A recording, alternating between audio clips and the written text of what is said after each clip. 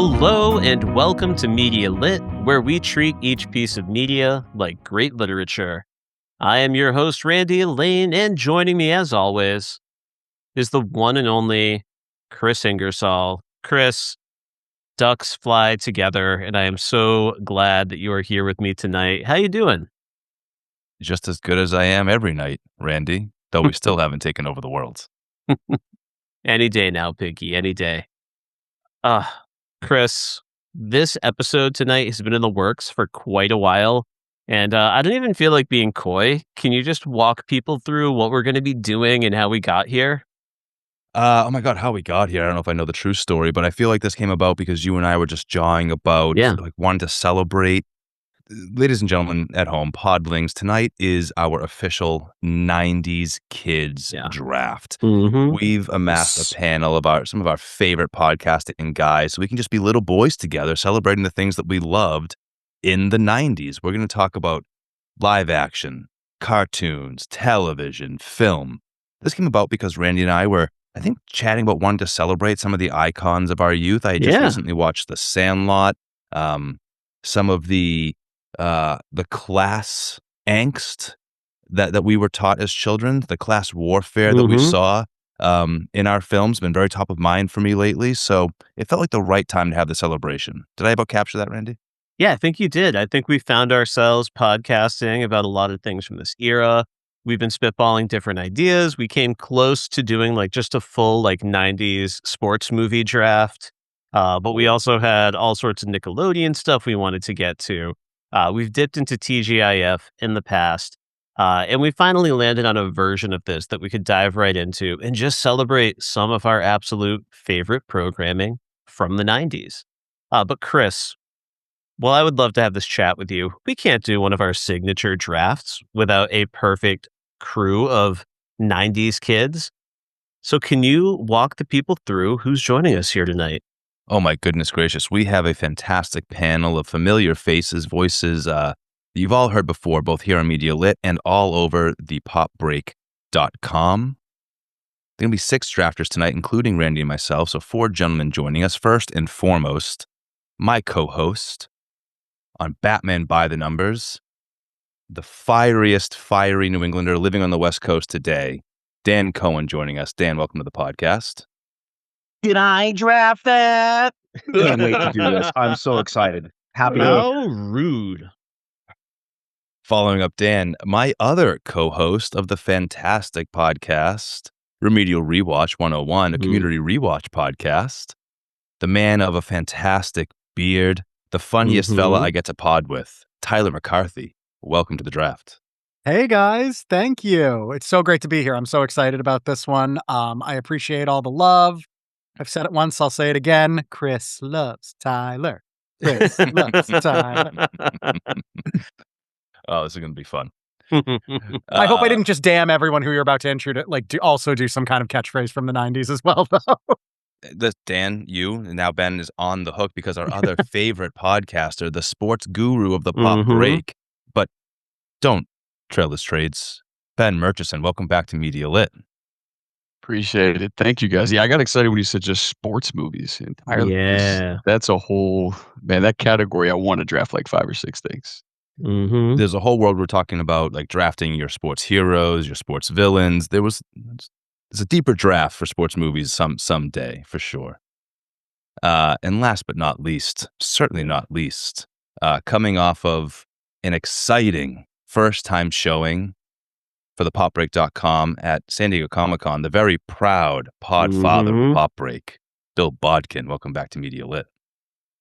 Well, they do say life is like a hurricane here in Duckburg. Race cars, lasers, airplanes. It's a duck blur. Woo. Sure is. Mic drop. That's all I got, guys. Well done. Living it eulogy style. Yeah, I just Bill, was like, hey. If somehow tragically I pass... No, stop. We've talked about too many people dying. What? You come in your best suit and you give that eulogy, please. How about I just like do your like wedding renewal vows? Let's like put it in a much happier sitcom. I'm here for that. I'm here for that. Yeah. A very special episode. Chris Oh, renews that's it's just like vows. I love it. on a very special episode of Media Late. Chris Ingersoll is dead. God. Yeah, well, you put it out there, buddy. I went He's there. dead. In last week's episode, he got a time machine. What's happening with this show? Oh, fuck.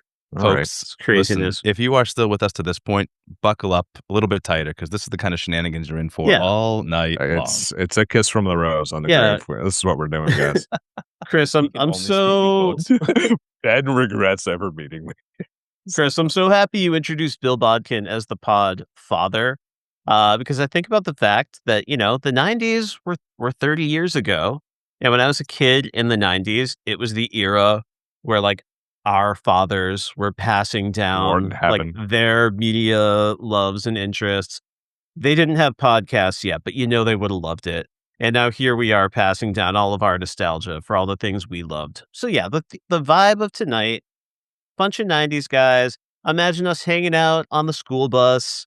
Maybe we're at recess. I was less likely to be on the baseball field, more likely to be hanging out like behind the backstop, just chatting with my friends. We got our big league chew. We are ready to go.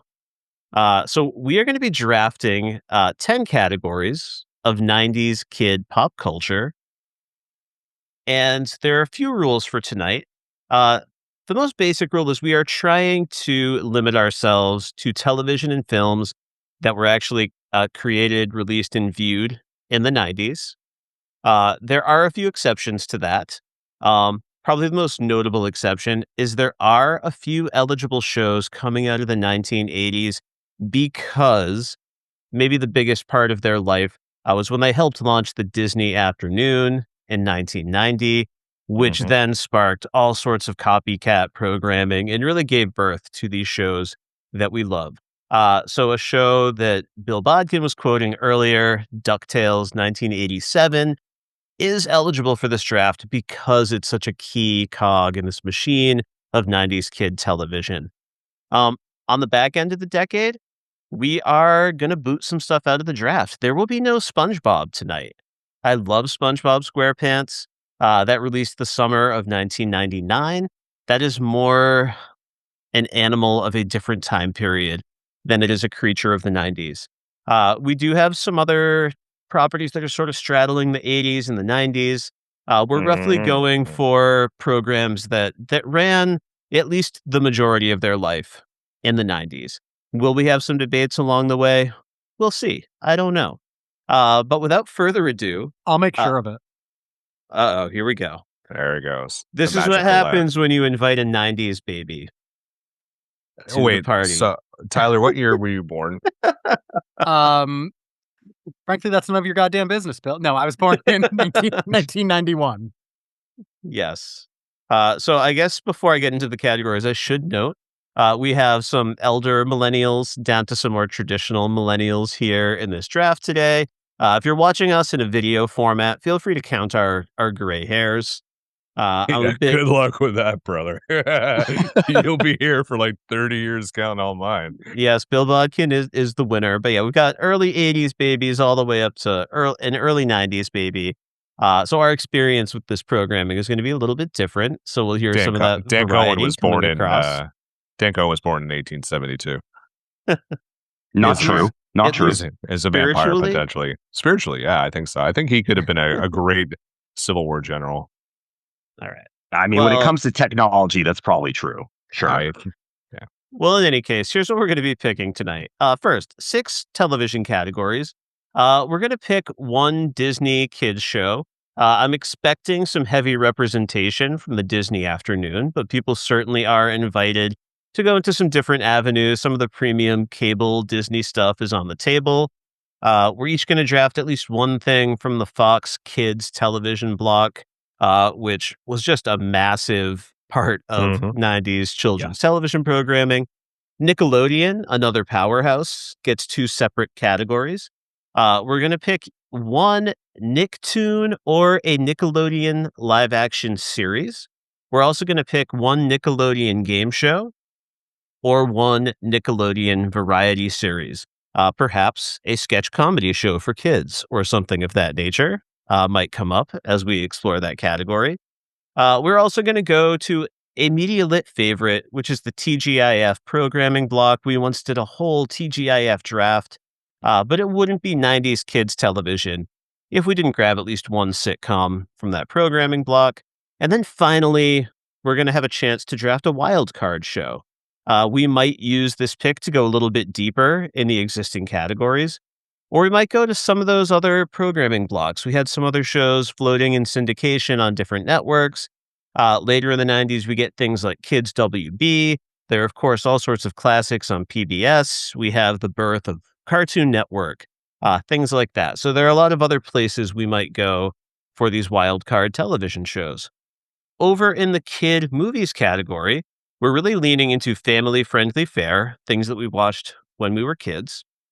So we're going to grab at least one family-oriented sports movie. We're going to grab at least one family-friendly fantasy, sci-fi, or adventure movie, something genre, something that has some magic in it, or some adventure in it, or a mix of both. Pretty broad definition here. We're going to grab at least one family-friendly animated feature, and then finally, a wild card movie. Again, Ben Murchison said he wanted to go like 8 movies deep into the sports category. Perhaps he goes 2 films deep in that category. Perhaps we have something else on our list that doesn't quite neatly fit into the existing categories. That is where you can go with your wild card. So those are the categories. Before we reveal the order and dive into this thing, gentlemen, do you have any questions? No, I also just want to shout out a rule you made, Randy, that I think is really good in that we're not drafting what is objectively the best show, movie, or what have you. It's the one that resonates with us. So if you didn't watch it and you try to put it on your list, Ben's going to come for you. Yeah. 1993 Super Mario Brothers. Here we go. Wow. Tyler, I'm deputizing Ben the bouncer. No, There's Tyler. no such thing as reaching in this draft. You're not reaching because it's the show that matters to you. So, Tyler, thank you so much for bringing that up. So I think a perfect example of that would be, if you've listened to me on a few podcasts, one piece of information that's out there in the world is that for some reason I can't explain, I really just kind of missed Batman, the animated series, despite the fact that I was a kid who was the perfect age. Yeah, you were 2. For whatever reason, that's not the channel I was on. I guess that's 2 drafters. We don't have to worry about taking it. Great. I guess I was too busy, I don't know, watching the really awful sitcom Brotherly Love on Disney or something like that. Oh my God. But nevertheless, I would love to draft Batman the Animated Series, but I really can't because that would not be a genuine representation of what really took up my time. So a little draft insight someone will draft for the company. Yeah, I know it's going to go, but All right. All right, Chris, do you want to walk us through the draft order and get this thing going? Absolutely. Randy will be your master of ceremonies for the night, but I will be manning the clock as we go. Each of the following drafters will have 1 minute on the clock to register their pick and tell us why. Drafting first, just by luck of the draw, not because he is the podfather, but Bill Bodkin. First pick of the night. Big pressure there. Followed up by my co-host, Dan Cohen. I'm lucky enough to be sitting in the 3 spot. You know, everybody loves dead center in a snake draft. Randy right there with me. In the 4 spot, following Randy will be Tyler. And picking on the turn, Ben in the 6th spot. Chris, I hate to slow down the proceedings, but I do take umbrage with one thing that you said. This was not luck of the draw. We had a very specific method for picking the draft order tonight. Bill beat us all to the top of the aggro crag, and I'm still mad about it. Which is crazy because you met me in real life. You know that the method for picking the draft order for this draft was I picked a random episode of the show Legends of the Hidden Temple, and I asked each drafter to pick one team, and I said the draft order would reflect, which teams came first, second, third, fourth, fifth, and 6th place in that episode. So Bill Bodkin got the first draft pick by choosing the Silver Snakes. Dan picked the Green Monkeys at number 2. Chris picked the Blue Barracudas in spot 3. I was left with the Orange Iguanas in spot 4. Tyler McCarthy with the Red Jaguars in slot 5. And then Ben Murchison with the Purple Parrots. Purple Parrots.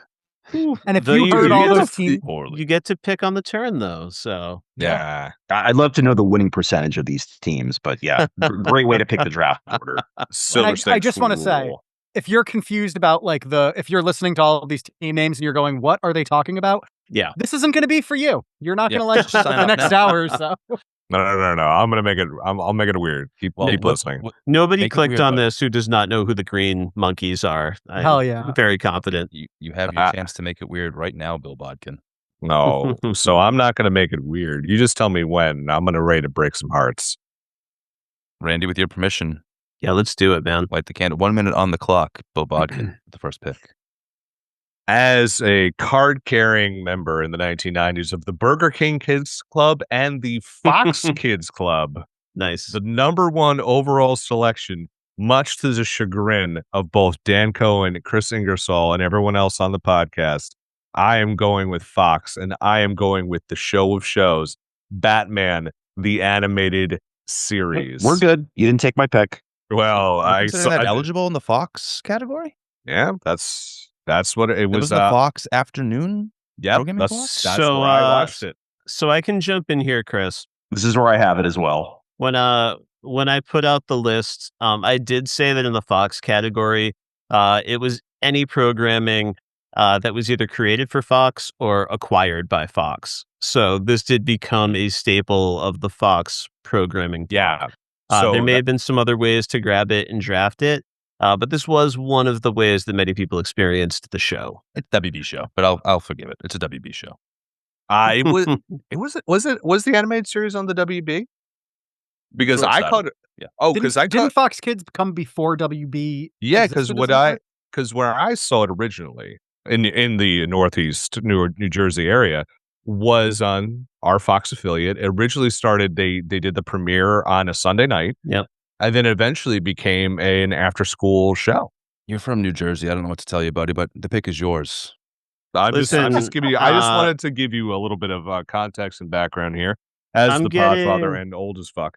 So I'm getting 92 to 95 on Fox before it moved to the WB with the birth of that show. I believe like Animaniacs was a similar show. Yep. Some of those other programs took that path. All right. So it's do we talk about a pick or we just make the pick? I didn't read the I mean, you directions, already so- called it the show of shows, and Yeah, we've talked about it extensively on many pods, but do you have any quick thoughts you want to share, Bill? I would certainly love for you to let us know why. Because it is one of the best written. I think it is one of the. It's still gorgeously animated. You can go back to it. We could look at some of these '90s animated shows and be like, "What were we all thinking?" You go back to this one, and it's still high art. And we're going to be watching. I know Batman by the Numbers is going to be talking about Caped Crusader from Bruce Timm, which is coming out on Prime Video, which is definitely a spiritual successor to that show, and that shows you how long and how impactful this is. And that's why it's my number one pick. Yeah, I mean, and Bill was on our animated series draft episode that we did on Batman by the Numbers. Of course, he drafted a great team. It's one of the greatest TV shows ever made. The end. Period. Done. Amen. Dan, go ahead and stay off mute. You are on the clock with the second pick of the night. On number 2 pick. So I feel really good about all these categories. I think I can go deep in all of them with the exception of one, where I literally only have 2 picks I can confidently talk about. So I have to play the category game here a little bit with my first pick. But so it's really between 2. They're both nail biters. I know what I want to do, though. I also think either of these are elite picks. And I don't think either of them will be back when I draft again. So I've got to do it here. I will be going in the Disney category. And I will be selecting DuckTales Woo Woo. Yeah, Nice. phenomenal. Absolutely fantastic show. Epic as hell. Scrooge McDuck diving into the coins. I still feel like that's a popular meme that is still used today. Launchpad, what a character. And from one of the episodes I remember, I think there was this episode where they got this lamp and it basically was starting to turn the whole world gold. And so like Scrooge McDuck had to put it back onto this pedestal. Obviously, a lot of Indiana Jones influence onto this show, but just a great show. What was the butler's name? Was it Ducksworth? Or I can't quite remember, but just phenomenal characters left and right. You obviously had a Huey, Dewey, and Louie. I love DuckTales. Absolutely phenomenal. That's my pick. It's yours. Beautiful pick. I was worried that Bill was going to take it first when he started doing the theme song at the beginning of this episode, but he did not. Oh, I knew it was. I did have a backup pick. When that is picked, I'll let you know what it was. But I had to go with this category first, just because I literally have two choices, and now I'm comfortable. I'm sitting pretty. It's all good. yours, buddy. Smart move. All right, I'm on the clock. I was going to take Batman the Animated Series in wild card with my first pick. I'm not surprised it went first overall, especially if it was in one of the larger programming blocks. But I'm happy to stick in Fox right now myself, and I will take X-Men the Animated Series. Excellent pick. Sorry, Excellent pick, sir. It's okay. I've got my backups. Not a ton that you have to say about this. I'll use the rest of my 37 seconds to say some stuff. I mean, this defined the X-Men for an entire generation. Before I ever touched an X-Men comic, I saw the X-Men the Animated Series. This guitar riff is one of the most iconic guitar riffs in the history of playing guitar, and it's from a kids' animated television show. And it lives on today in the fantastic reboot of the series, X-Men 97 on Disney+. If you're not currently watching it, it's excellent storytelling and really fantastic X-Men storytelling in particular. Oh, did you watch the most recent episodes dropped today? No, sir. I have not either. So good. It's such a formative series. Such a great pick, Chris. Yeah. It's so It good. has to be a first round pick. No brainer. That's where I saw the first experience the Dark Phoenix ever. They did a whole, that's a tremendous. If you go into that, tremendous. That's great, but I mean, I've watched the 5-part Phoenix Saga like probably 28 times all through. Jesus. I love that show. Yeah, it's not quite a Batman animated series, but like right there, like right below it. Yeah, it the animation doesn't and work there, but it's a great story. Just the way Gambit taught us that superheroes can be cool in a whole different way. Amen. On a serious note, like that, I feel like they don't make shows like that anymore. Oh, Gambit? Hell yeah! You've seen him shirtless? No one's that straight. But on a serious note, like this show taught so many kids of our generation, and they're not making shows like this anymore. It is a show. Every episode is about experiencing hate and dealing with the bravery and face of that hate. Like that's heavy stuff. And I just, whatever slop is on Nickelodeon right now could never. Yeah. Well, grateful to have it on my board. But Randy, now it's your turn, sir, to register your first pick of the night. 1 minute on the clock. Yeah, I was chatting with Tyler earlier today. I'm often nervous for these drafts. I often over tinker with my list. I panic about the dynamics. I don't feel like I can lose here tonight. I feel like I'm going to be happy no matter what. And I'm not, for once, I am not rambling to buy time. I'm just really comfortable in my pick. I'm going to go to sports movie. There are several incredible choices, but I'm going to go with the one that I think is unimpeachably the best of them all, despite some tight competition. And for me, it's The Sandlot. Yeah. I've got to take it number 1 overall right here. Another unsurprising first round pick. Yeah. Despite the fact that I have not remained a very consistent baseball fan in my life, there is something magical about this movie that pulls me in every time. It makes me want to dig a glove out of the basement and play catch. And even my own son, who is pretty disinterested in sports, loves this movie. It's a timeless tale. Really proud to have it on my board.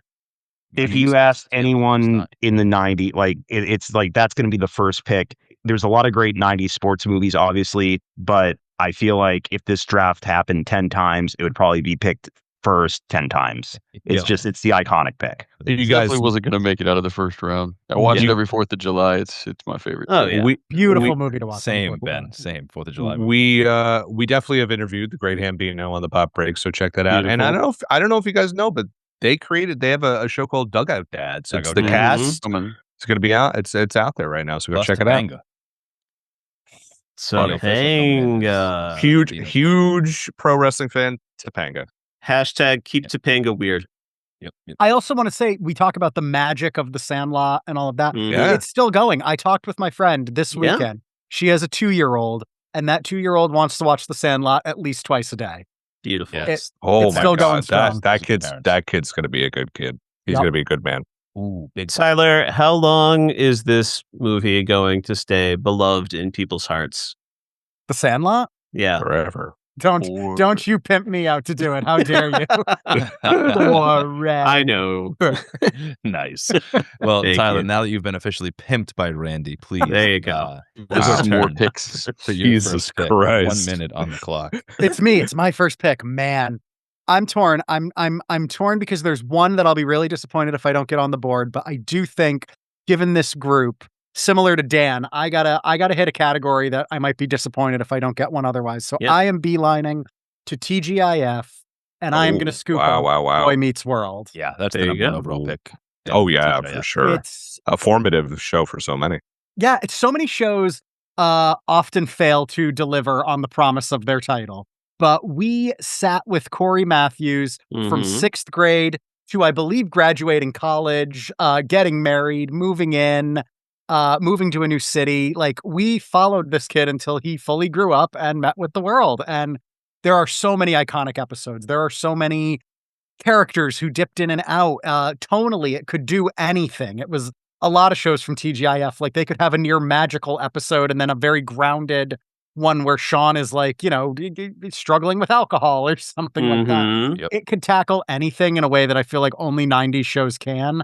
And, Boy Meets World is just the quintessential example. In a show that has had like a second life, a third life, a fourth life, a fifth life. I mean, it obviously lives on, and obviously there's very famous podcasts on it right now that is actually very good that I listen to. And like, I'm like 2 years behind, but they actually do a legitimately great job of breaking down the episodes. Pod Meets World. It's a legitimately great podcast. Like, I know a lot of podcasts do that, like, hey, let's take a look back at these old shows. But they actually do like a legit great job of breaking down the episodes. So yeah, no, fantastic show. It's going to live on. Great pick. And I can tell you, believe it or not, Girl Meets World, which happened like 2017 or something like that. Actually very good. A delightful revisit of that world. My daughter has watched the entire series. I've watched most of it with her. Still very funny. And you still get Feeney every once in a while, which is so nice. And I think Carpenter. that's the real secret sauce of all of this is all of us to a degree feel as though we were raised by Mr. Feeney. And I don't think anyone would disagree. He's getting ready to marry Sean Hunter on Girl Meets World to the woman he's going to marry. And he says, I'm many things to many people. And Corey's son goes, Grandpa? He says, no. But he is. He's many things to many people. He's been, I feel like, my teacher and my grandfather. Yeah. Also, he's from Boston. Feeney. With that, Ben Murchison, you're finally on the clock. Your chance to scoop up your first pick. Double dip Murchison. Yeah, and I'm going to do what some of you guys have been doing, which is taking the thinner categories for me and taking my favorite show. I'm also going to dip into the TGIF lineup, and we were talking about TV dads. How about 3 of them, essentially? I'm going to take Full House here. I see Dan breaking down. That was number 2 on my TGIF list. You broke I had Dan's 2.5 I heart. could have gone with there, but yeah, Full House, grew up on it, saw the episodes, same kind of thing, where they're just doing life lessons in fun ways. It had the voice, of the woodchuck that eventually led into being able to do all my impressions. Jar Jar Binks, etc. Was this made of wood? Oh my God. Cut it out, That just hit me in a very primal spot. That was like, that voice. Wow. Ben Murchison. Voice. It's a show. I knew it was going to be tough to get back to me. I thought maybe I had a chance. Like, I thought it was going to be close. It's a show that is essential to my life. And look, it's easy to say, who's your favorite character, right? It's easy to say Joey, who did all the crazy voices. It's easy to say the cool Uncle Jesse, but no, from the beginning, rest in peace, Bob Saget.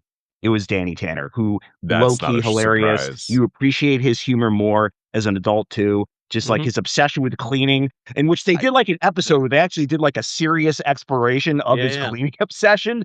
And it was like, whoa, we're getting deep here. But I love Full House. I love Full House. Great impression, Ben. Sad, but I knew this was a risk when I didn't take it. I mean, come At on. least I made it a first-round pick for you, I do appreciate that. Thank you for giving it the honor it deserves. Yes. The Beach Boys episode. Oh, my goodness. Brilliant episode. I recently went to the Hollywood Bowl and saw John Stamos with the Beach Boys play. Love It was it. pretty I've incredible. seen it too. It's And- insane. And it didn't stick around in TGIF that long, but like, what a life in syndication. It's clearly a even watched sweetheart of the Fuller House when they 90s. brought it back too. Dan reviewed all of it. Yeah. And it was on long enough to be part of some of those great TGIF crossovers, that's for sure. Yep. Well, Ben, you're still Jesse on and the clock. You've Rippers. got your next pick on the turn. Yeah. So I'm going to take another category that's thin for me. There's a lot of movies that I love. So this isn't in order of how much I love things. It's just I need to pick one from this category. I was not as big in looking into the Disney kid shows available to me. So one of them was already taken off the board that I would have gone with DuckTales. So I'm going to go with Tailspin. Here's my a phenomenal show. Yeah. I mean, you got Hey, Baloo and he's Suzette, flying baby. planes. What else do you need? Yeah. Anything where the theme song's catchy, then you're going to go with it. And yeah, Baloo, love characters. Whose brilliant idea was it to repurpose Baloo as a pilot? Brilliant. Cloud Kicker. What a great name. I mean, that's I like loved it. He had should this. be a Jedi. Like I know. I mean, Master Cloud Kicker. Yeah. I mean, he had the whatchamacallit, that like disc that he would surf the clouds with. It was great. Yep. Very, very cool. Great pick. No arguments there. Tyler, we're back to you for your second pick of the night. Okay, thank God. I was so worried because I've got another tentpole here that I was worried about losing. I lost X-Men. Great show, phenomenal show, very formative for me. Luckily, the reason I didn't beeline for that category first is because there is another equally seminal show for me. And honestly, and I don't mean to, I'm not trying to take shots here, Chris, but possibly an even better guitar riff. And that is the Mighty Morphin Power Rangers. Oh, wowzers. Yep. It was a very seminal show for me. Much like X-Men, it treated its audience still like kids, but they were tackling some stuff. It definitely got my interest that I still hold today in martial arts. And it was teenagers with attitude, but also a very different martial arts style for every single one of them. Just tackling adventures. It's a show where they're not afraid to throw punches, which is another thing that they don't really put in kids' TV anymore. Just altogether a great show. And also when you really, as an adult, dive into it to find that it's just repurposing footage from a even more popular Japanese series. Right. It's wild that this show exists, still exists, and continues to just be off the walls crazy and resonant. So I love it. Some generations came after the original, but the original is it. Who was your ranger? I'm partial to the color red, so it was Jason specifically. Yeah, the Red Ranger, the original leader. Yeah. Didn't care for that troublemaker Tommy coming in and just sort of taking over as leader. I had a hard time with that too. I didn't like rivals for my main good guys, and that's what it was at first. Was a rival. But also, Jason David Frank did so much to keep that franchise going. Rest in peace. And yeah, as much as I joke about it, the Green and White Ranger were also very formative for me. My brother had Jason David Frank's martial arts VHSs as well, and we would watch those. So he played his dagger like a flute to summon his Zord. So good. I train in some martial arts, and my current coach, I noticed the other day, has a tattoo of the Green Ranger's dagger on his leg, and I'm like, nice. You're my fucking guy. I want to learn martial arts from you. Nice. Excellent. Great pick. Your board looks good so far. Hell yeah. Randy, we're on to you, buddy. All right. 1 minute on the clock. Second pick of the night. Once again, I feel confident. As I was putting this together, right, I had to ask myself the question about how into the weeds did I want to get with all the different programming blocks we had out there. So deep. I couldn't represent everything. I think I grabbed the ones that had the largest range of hits, but that doesn't mean that there weren't some very definitive series airing elsewhere. So I'm going to jump to Wildcard TV. Okay. Having not picked anything else. And I'm going to go with Teenage Mutant Ninja Turtles, the animated series. Here, right now. What a pick. That's a great pick. What a pick. I aired all over the place, too. Everywhere. CBS with the bulk of it, but we got some Fox affiliates. I don't think it quite counts for the Fox Kids block. But I'm going to go with it in Wildcard. Yeah, great pick. And Randy, I love this pick because the respect you just gave the Ninja Turtles by picking Wild Card with your second pick. And I agree with the pick, by the way. It's just, that's how good that show was. Obviously, as a 90s kid, obsessed with Turtles, just like I'm sure everyone on this draft was. Phenomenal pick. Yeah. And I mean, Randy, who's your turtle? I was just going to ask. Yeah, I mean, all right. You got to know. It's Raph, but if I'm being honest, it was Donatello.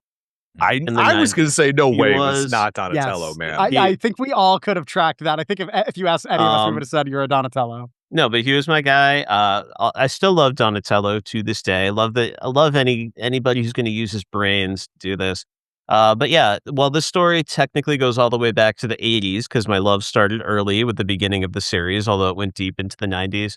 Yeah, when my mother went in for my kindergarten like parent-teacher meeting, she was like deeply concerned about me because my teacher pulled out my like daily journal and all I had drawn in it every single day of the school year was Ninja Turtles. Just Ninja Turtle after Ninja Turtle after Ninja Turtle, every single page. And it took a while to get over that. No apologies necessary, buddy. And crazy thing too is like it would none of us would be like we wouldn't find it unbelievable if you told us that like your kid who is a current generation youth also is obsessed with Teenage Mutant Ninja Turtles. They are still that movie is so relevant. Mm-hmm. Yep. Yeah, the new film was tremendous. I've got my son's Ninja Turtle hanging up right now on the fridge. It's Donatello.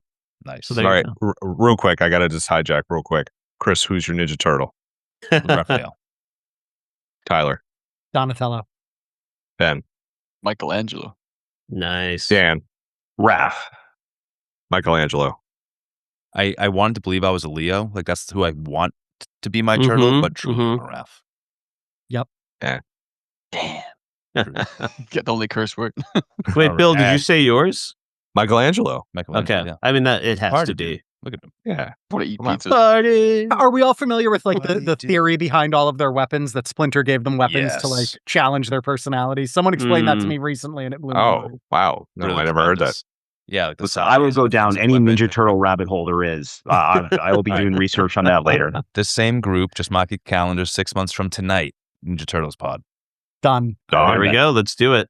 Let's go. With that said, it is now my turn to pick once again. And I didn't think any categories were ever going to feel dangerous to me tonight because like Randy, I feel like pretty comfy, a lot of passion in a lot of places. But one category has gotten a little thin in terms of my true passions. So I'm actually really thrilled now to be able to make this pick. It feels a little early, but I think it's the right time. If I can't have Batman the Animated Series, if I can't go to a property that, like Batman, that defines so much of the things I've loved moving forward. He pulls out a bomb. I see where we're going, I think. Really, really pleased to turn to the Dark Knight that maybe first caught my attention. Yeah. And put some of the iconography in my mind. I'm talking about, of course, the one and only Darkwing Duck. Oh, good. Because he's a dangerous. I'm like, come on, he's got to do it. He's got to do it. No. I am the terror that flaps in the night. Come on. These characters were tremendous. Oh, my God. It was a perfect little pastiche of Batman and his whole world, right? Launchpad McQuack, phenomenal. Megavolt. I remember my Megavolt toy, right? Quackerjack. I mean, just a perfect little homage to Batman specifically, but also just noir storytelling in general. Like that's a tattoo I think I might want, maybe a Darkwing Duck tattoo. And special shout out to Morgana. Oh yeah. Good looking lady duck. No judgment, my friend. All right. With that, great choice. I'll pass it back to Dan for his next pick. Well, I've got 3 on the board here that I'm really torn on. All right, I think I know what I have to do because even though this is probably my deepest category, I played the category game in the last round. I don't think I'm going to do it here. And you know what? I'm just going to do this because all of the talk about it now has me nervous, and I think I have the opportunity to take it now. Let's stick with the Teenage Mutant Ninja Turtles conversation. I'm taking the 1990 movie. In my, like adventure, whatever category. Perfect. I almost did the same thing, Dan. Great pick. I was afraid. I almost did the same thing, but I was afraid to lose time. This movie, and here's the incredible thing: it still holds up, like unbelievable. Nice. It's. Look, I'm not going to say it's Star Wars, but the reason I'm invoking Star Wars is because it works just as well when you're a kid, but it works even better when you're an adult for different reasons. What they were able to do here was do the more gritty Teenage Mutant Ninja Turtles. It was obviously 1 year after Batman '89. It's playing on that side of the street a little bit, but still perfect for kids. Just an absolute blast to revisit. I've seen it a million times, obviously. And the costumes look great. Shredder's awesome in this. I have to take it here. There was just too much conversation about it. I'm a little nervous Bill may have sniped it from me, so I'm going Ninja Turtles here. If you know what a crumpet is, if you want to know about cricket. If I ever win the lottery, I will be recreating the Foot Clan's like hideout. Oh my which god! was the coolest set with Sam ever Rockwell? designed. Sam Rockwell. Yeah, are we talking about the Sam We're Rockwell gonna have him on vehicle? retainer. Yeah. Yeah. Why not? Some tight white t-shirt. My brother and I each like went into our garage and we would try to come out with the best Casey Jones like bag of weapons. Yep. We would just be like, you've got 2 minutes, come out with the best crime fighting bag. I don't know who had the Gorgeous. pleasure of like set design, set dressing for that Mhm. like underground hoodlum layer that just Yeah. looked like every 80s/90s kid's dream hangout. There were video games and Yes. skate ramps and Mhm. unlimited soda. Now, if I could just Cigarettes. nitpick my own pick here for a second, I never understood why on the final battle, why would they just take turns fighting Shredder? Why not all of them fight him at once? Maybe he'll win. I never got that. They would just Honor. keep like cycling in. You're all there. Go for it. Take them together. But whatever. It's fine. I knew someone would ask this question. Let's move on. It's more like theatrical. I get it, but still, like, Yeah. come on, they're there together. The whole movie is about them combining as a team. I love the movie, though. I can't complain too much. Leo sitting vigil alongside Raph in the farmhouse. Oh, Just man. tremendous stuff. Yep. Really good. Mm-hmm. All right, I- I'm Bill. gonna tear up. I saw it again. Like I saw it when I was a kid, but like too young to remember. I actually went with a group of friends to the re-release in theaters. Yep. I believe earlier last year. And oh my God, it still holds up. And Yeah. it's another one where I spend a lot of the time thinking like they showed this to kids back then. We got shown some cool stuff. Yeah. Splinter My alone could have been terrifying to children. That Oh, Raph yeah. was- Shredder was a little terrifying. I'm not gonna lie. My dad took me, and I remember he walked. My mom. I remember him overhearing him. My mom's like, "How was he?" He's like, "That's a thing that happened." Yeah. Amazing. Oh, we can't be. We remiss if we didn't talk about the score for the movie. It's just excellent. All right, well, enough basking in your own glory, Dan. All right, We're Bill. gonna do food and movie drafts. I mean, it's no Vanilla Ice song, but it's oh. fine. I mean, listen, if someone wants Secret of the Use, it's available, Bill. Maybe. Yeah. Listen, it's on my board. But listen, Little Kevin. too Hey, listen, I'll take the ugly one. Kevin Nash. What's the ugly one? All right, guys. I am going all in on my Disney afternoon pick, and I'm going to keep in this same vein Yeah. of my first pick of Batman. I'm going to go a little more gothic. I want to go a little more action oriented, Nice. and I'm going with gargoyles. Yeah. Gargoyles. Nice. There is a long rumor that they are going to redo this for Disney Plus, and I am all in. Mhm. Find the X-Men 97 team, have them work on it. This is such like just the vocal cast alone, man. Like you've got Keith David, you've got Ed Asner, you've got Sally Richardson, and of course Jonathan Frakes as David Xanatos. They're like sometimes friends, sometimes enemy. Sanatos. Hate him. What a great villain! Like an absolute killer villain who ends up like kind of at times like working with them. And I just love the whole thing. It was like, here's these gargoyles that are, captured in stone in New York City, and they come to life and fight crime, and they got a bulldog that helps them out with wings. It's great. It is like, if you've never seen it, you are missing out. And I've never seen it, but this is one I wish, I know, this is one I wish I got into. And I'm going to be honest. I think the reason I didn't is just, it's more of a me problem that I was like, that's too much like Batman. And I was too protective of Batman, I think. So I was being a little whiny kid, but this is always one I've had earmarked that I want to check out for sure. You run, don't walk, Dan. You will absolutely love it. Yeah. It is very Dan Cohen coded, and not in a bad way. You will really enjoy it. And I'm now I'm going to circle back to my wild card because this aired on both Fox and the WB. It was one of my favorites in the mid 90s because it was absolutely off the wall, but it was also so smart. Yep. And that is Animaniacs. Beautiful. Yeah, sure. Have to do it. Animaniacs, there is this one episode that will stick with me, is where they are loose in a video store, and all the VHS boxes come to life, and they literally have to, at one point, they climb Jacob's Ladder, which if people don't know what Jacob's Ladder is, it's a movie about Vietnam PTSD starring Tim Robbins, and that's in there. And they always had a running joke about, because Steven Spielberg was a producer, they always made fun of him in the show, and they always had like sketches. You had like The Good Feathers, which was just a Goodfellas knockoff with pigeons. You had Another Case of Good Idea, Bad Idea. This is where we got Pinky and the Brain. This is where we got so many great things. And the whole concept is these like lost characters that were locked up in the famed Warner Brothers water tower that got out because they were trying to keep them in because they were too crazy. And of course, it has some of my favorite lines. Polka dot, why not? It's but I don't know. I butchered the line, but it was about dancing. And then there was "Hello Nurse," of course, one of the favorite lines. Hello, nurse. Nurse. I still say that. Buddy. Yeah, no, classic vintage 90s. Great pick. Tyler, there's so many things I want to say, but I won't. And real talk, like regularly, maybe once a month, I listen to the country song that Yakko did. And then he does all that, and then they even did a video with They Might Be Giants, Istanbul, not Constantinople. So it's super cool. And Particle Man, I love it. That's right, Particle Man. So yeah.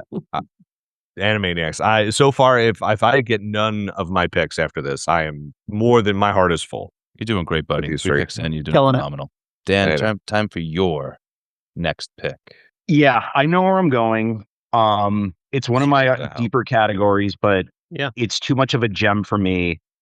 So I'll be taking my sports movie.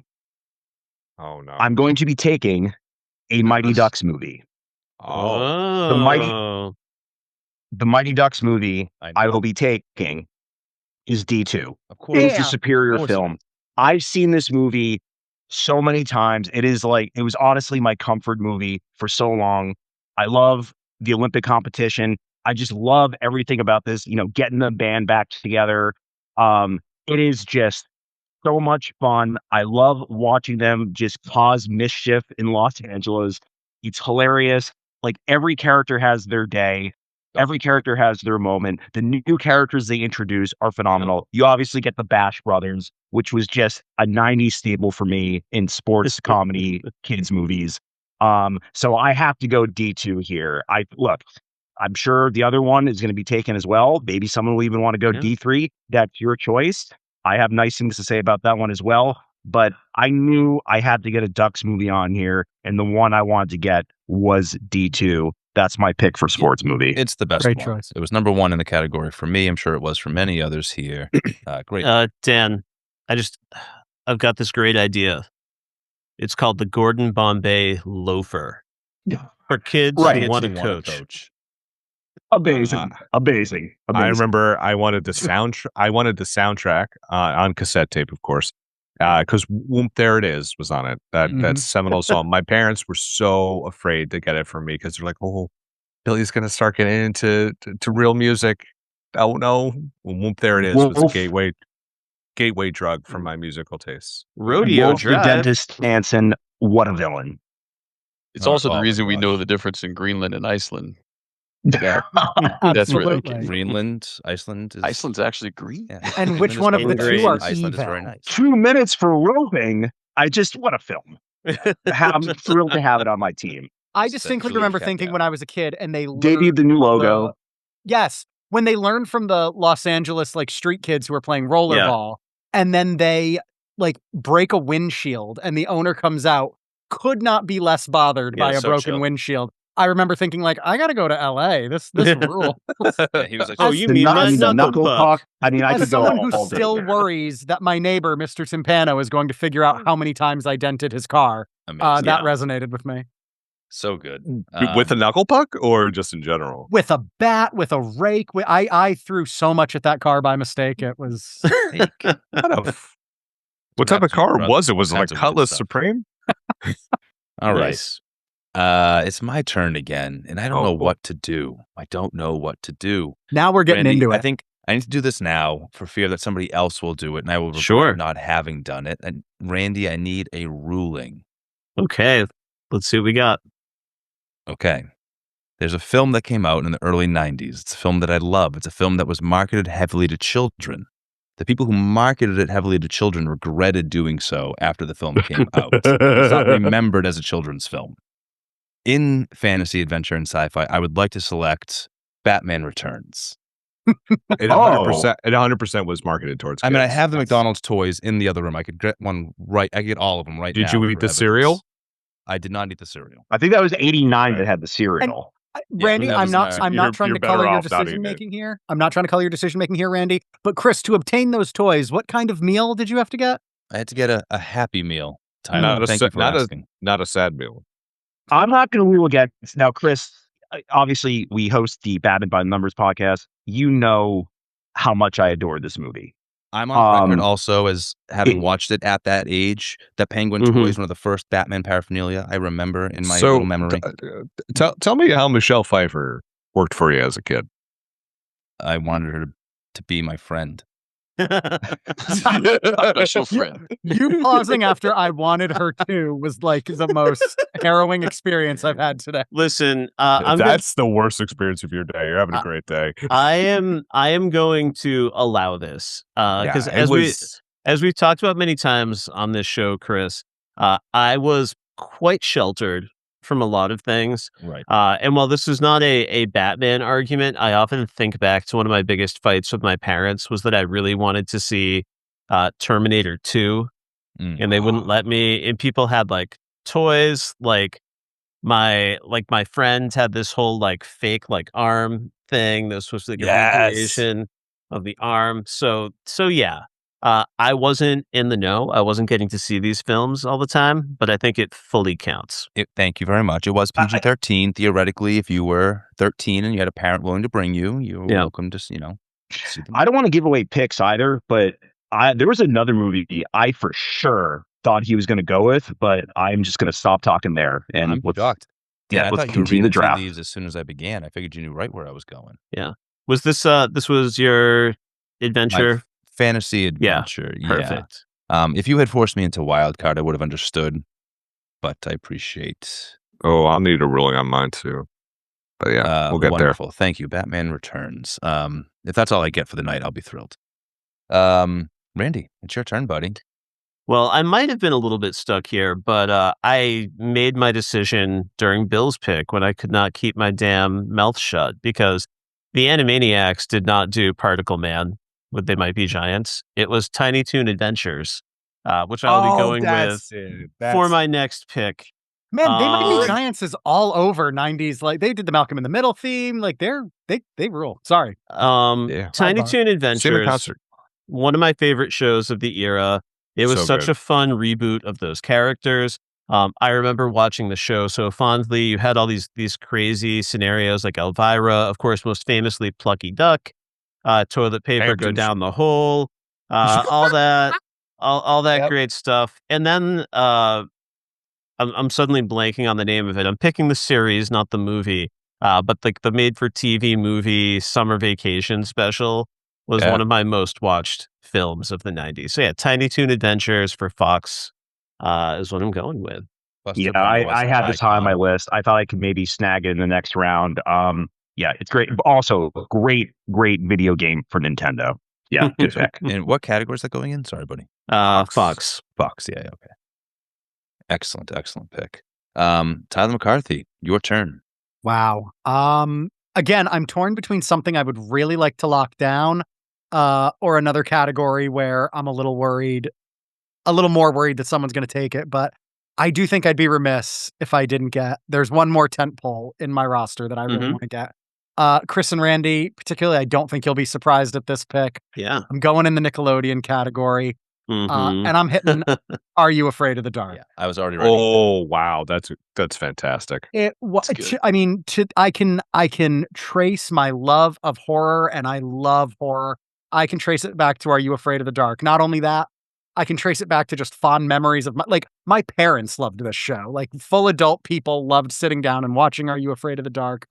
It's another, I think a theme on this list that I'm impressed with all of these 90s shows is how much they were willing to subject kids to that I really don't think they would do today.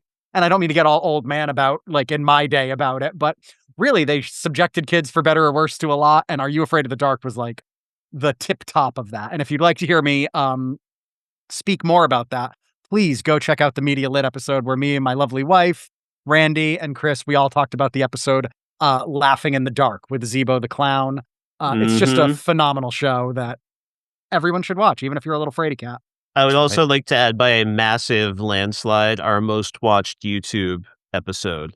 And there wasn't even a video for it. Nevertheless, it's our most thumbnail. Played YouTube episode.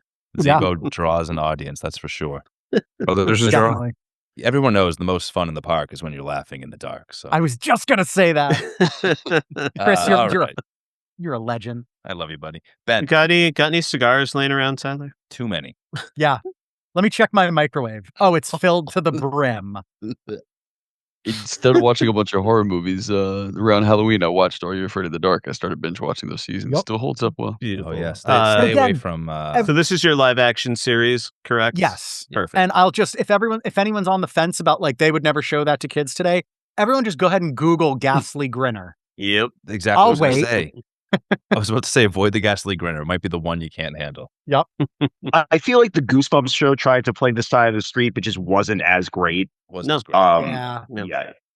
I think they were like, Are You Afraid of the Dark took the brunt of the letters from parents, and then Goosebumps got to shield itself a little from that. But glad we're celebrating some of the horror of the 90s. Ben, back to you, buddy. Yeah. On the turn. 2 picks to register. What do you got? I'm going to break open a new category here for us. Despite how the Purple Parrots did me, I'm still going to go with Legends of the Hidden Temple. Surprised it lasted this long. I think we all got each other scared in that Disney category for a minute. I think some picks got hot, or some categories got hot. There's a run way to break this one open.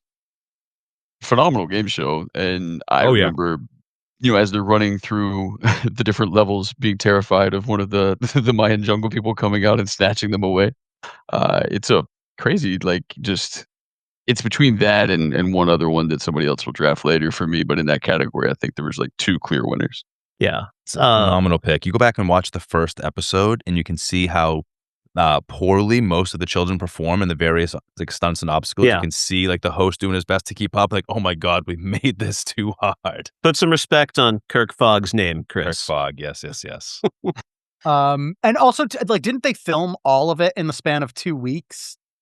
It was I don't know. I believe it was an attraction at Universal Orlando. Not an attraction, but just a show that you could, if you were in the park, you could land tickets and go see the show. And they just filmed it. And so I do think, don't quote me so much on the dates, but I do think they filmed all of the episodes of Legends of the Hidden Temple that we know and love to this day in the span of 2 weeks. And a quick story though, the iconic Nickelodeon building at Universal Orlando? Yeah. I was fortunate enough a few years ago to be able to go to the opening of Epic Universe. This was just in 2025. Nice.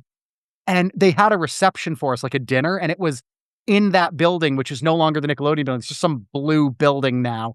And I asked one of the younger employees there who was ushering us around. I was like, is this the Nickelodeon building where they filmed Legends of the Hidden Temple? And he said, I don't know, I think. And I almost attacked him. Because I just be show me to the slime lab, please. You should be treating this like the church that it is, you little snot-nosed brat. One of my favorite contemporary Nicktoons, which is not eligible for this draft, but I watch with my sons, is called The Loud House. And my mind was blown a couple weeks ago when I was watching it with them, and an episode popped up called Legends. And the father and his son do a whole episode of Legends of the Hidden Temple. Cool. I got my boys to watch the real show with me after that. That's great. And you won't be going home empty-handed. You'll get a new pair of shoes from BK Nights. BK Nights. Yeah. Now, this might get me kicked off this episode, but what was the name of the rock again in Legends of the Hidden Temple? Olmec. Yep. There it is. Yeah. Excellent. Ben, you got another pick to make, buddy. Oh, man, I do. the sports movie category got broken open as well, and I have a few still that I love. But I want to go ahead and take one here. I'm going to go with Rookie of the Year. Oh, Wow. okay. Funky butt Wow. loving. Funky butt loving. They just maybe Gary Busey's best performance outside of obviously. Yeah. But I think there's too many iconic lines. It's really good. I love the fact that shoot, I'm blanking on the name right now, but the director that obviously played the hitting coach as well from Home Daniel Alone. Stern. Yeah, Daniel Stern. Like I read the thing where he basically he wanted to be able to direct, so he was like, I'm just gonna film the scenes where I get trapped in small spaces and can't get out, so that I can be available like when they're actually in the games to direct. Yeah. Which is just brilliant. I think it's maybe the only movie that he did, and it's just hilarious throughout. Yeah. But I got to go with Rookie of the Year. Not even like baseball's not even my favorite sport, but Sandlot, Rookie of the Year were definitely in the rotation constantly. I mean, this was one that was definitely going to go in the early rounds. No question. Yeah, I had it in my top. It was top 3 for me in this category. So so many good jokes that run through that one too. Like I've just got a hot getting his take. name wrong consistently. Yeah. My hot take is it's no Little Big League. I mean, that is available to you if you'd like. Available as well. I would say yes, it's better than that, but Well, it feels like we're going to get controversial at some point tonight, and some feelings are going to get hurt as opinions are expressed, but we're not quite there yet. Yeah, that was not it. Yeah. Tyler, your turn, buddy. Oh man. Okay. I should have been paying more attention to what I want to pick next, but I do think, I would absolutely be remiss if I didn't get this one. I'm going to go to the family-friendly animated category. And has anyone picked in that vein yet? No, opening up a new category. Which is surprising because when we're talking animated movies of the 90s, like obviously it's a litany of Disney movies and, other ones that'll get a special shout out, I'm sure. But I would be personally remiss if I didn't pick up Aladdin. Amazing. That was mine. Yeah, Great pick, man. I feel like a lot of people like us, if we're like Marvel-leaning nerd types, like we love an underdog story. We love a careful what you wish for story. And I'm also going to throw in, we love Robin Williams. Yes. Just, has anyone rewatched Aladdin recently? Yes. Yeah. Mm-hmm. Yeah. Like some of the Robin Williams jokes the jokes he makes, I'm like, that was just for the adults in the room. Yep. This had nothing to do with us. He broke open the conversation of should voice actors be nominated for Oscars. I mean, it was him. I mean, just legendary performance. I mean, it might be my favorite Disney movie. Great pick. Obviously, Robin Williams is the star there, but shout out to Iago. And now I'll shove the crackers down his throat. Always one of my favorite lines. Jafar is a top tier Disney villain. Yes. Jasmine, we'll talk about it later, but totally crush worthy. No one's damsel in distress. You got to get by her tiger if you want to fuck with her. Pet tiger. Yep. Yeah. The animated series was also a lot of fun too. Also eligible for drafting tonight. Hey, let's not talk about that. You've taken your show. Not for Bill anymore, yeah. Double Aladdin. Double up on Aladdin. Great Sega Genesis video game. Yeah. Full House crossover. Oh my god. Sega Genesis. That was back when they didn't realize like arcade games were designed to eat your quarters. So then when there were at-home systems, they were like, let's still design them to eat quarters. And everyone was like, this is too fucking hard. Like the rocks keep hitting me. The rocks keep hitting me. The fire chasing you when you're on the carpet is it was pure evil. Armed with nothing but apples. Yeah, and a fun pet monkey. Abu. She thinks the monkey's the Sultan. Great acting from Abu in that moment. By the way, there's Full House. Full House connection right there. Steve? Of course. Yep. Well, and then when they're in Disney, DJ thinks she sees Steve. She looks at Aladdin, thinks it's Steve because she's seen Steve everywhere. I mean, what a career! I was Steve on Full House, and I voiced Aladdin. I mean, wow, that's also you peaked real early. Well, meanwhile, that asshole who works at Universal Orlando is going, I don't know what you're saying. He got to marry DJ once he got to Fuller House. He did. It paid off. Yeah, I mean, DJ Tanner, not Candace Cameron. That's a different story. So. Let's not go there. Well, Randy, your turn, sir. DJ. Yeah, TJ only. One word, Chris. Bangarang. Oh, My Skrillex? fantasy adventure movie is Hook. Come on. Yes. A movie for kids, but a movie for deep existential kids who are really curious about what it means to grow up, what that's going to entail. And a pretty terrifying villain in Captain Hook, someone who's trying to steal a childhood away. What Those greater fear eyebrows. do you have as a child? I'm going to give you a hot take. I've never seen it. Wow. I mean, I'm excited for stunning you. I don't cast even from know the what to say to 90s. that. Bill, I can't wait. Star-studded. I can't wait to watch your tears. Phil There lost you his are. marbles. No, you There don't. you are, Peter. Ugh. That, Randy, that was the sweetest thing that sounds like such a threat. That was, I can't wait to watch your tears. Bill, Watch your there is a tears. sequence Let me in that taste film. your tears, Scott. The You tears guys- of unfathomable sadness. Do you remember the boo box? One of the Oh, pirates yeah. gets punished in the boo box. Mhm. Guys, that messed me up as a kid. Yeah, that's terrifying. The visceral, guttural scream of that terrified pirate, who was portrayed by, fun fact, Glenn Close. Yeah, so Right. Oh, wild. that's right. Yeah. Yeah.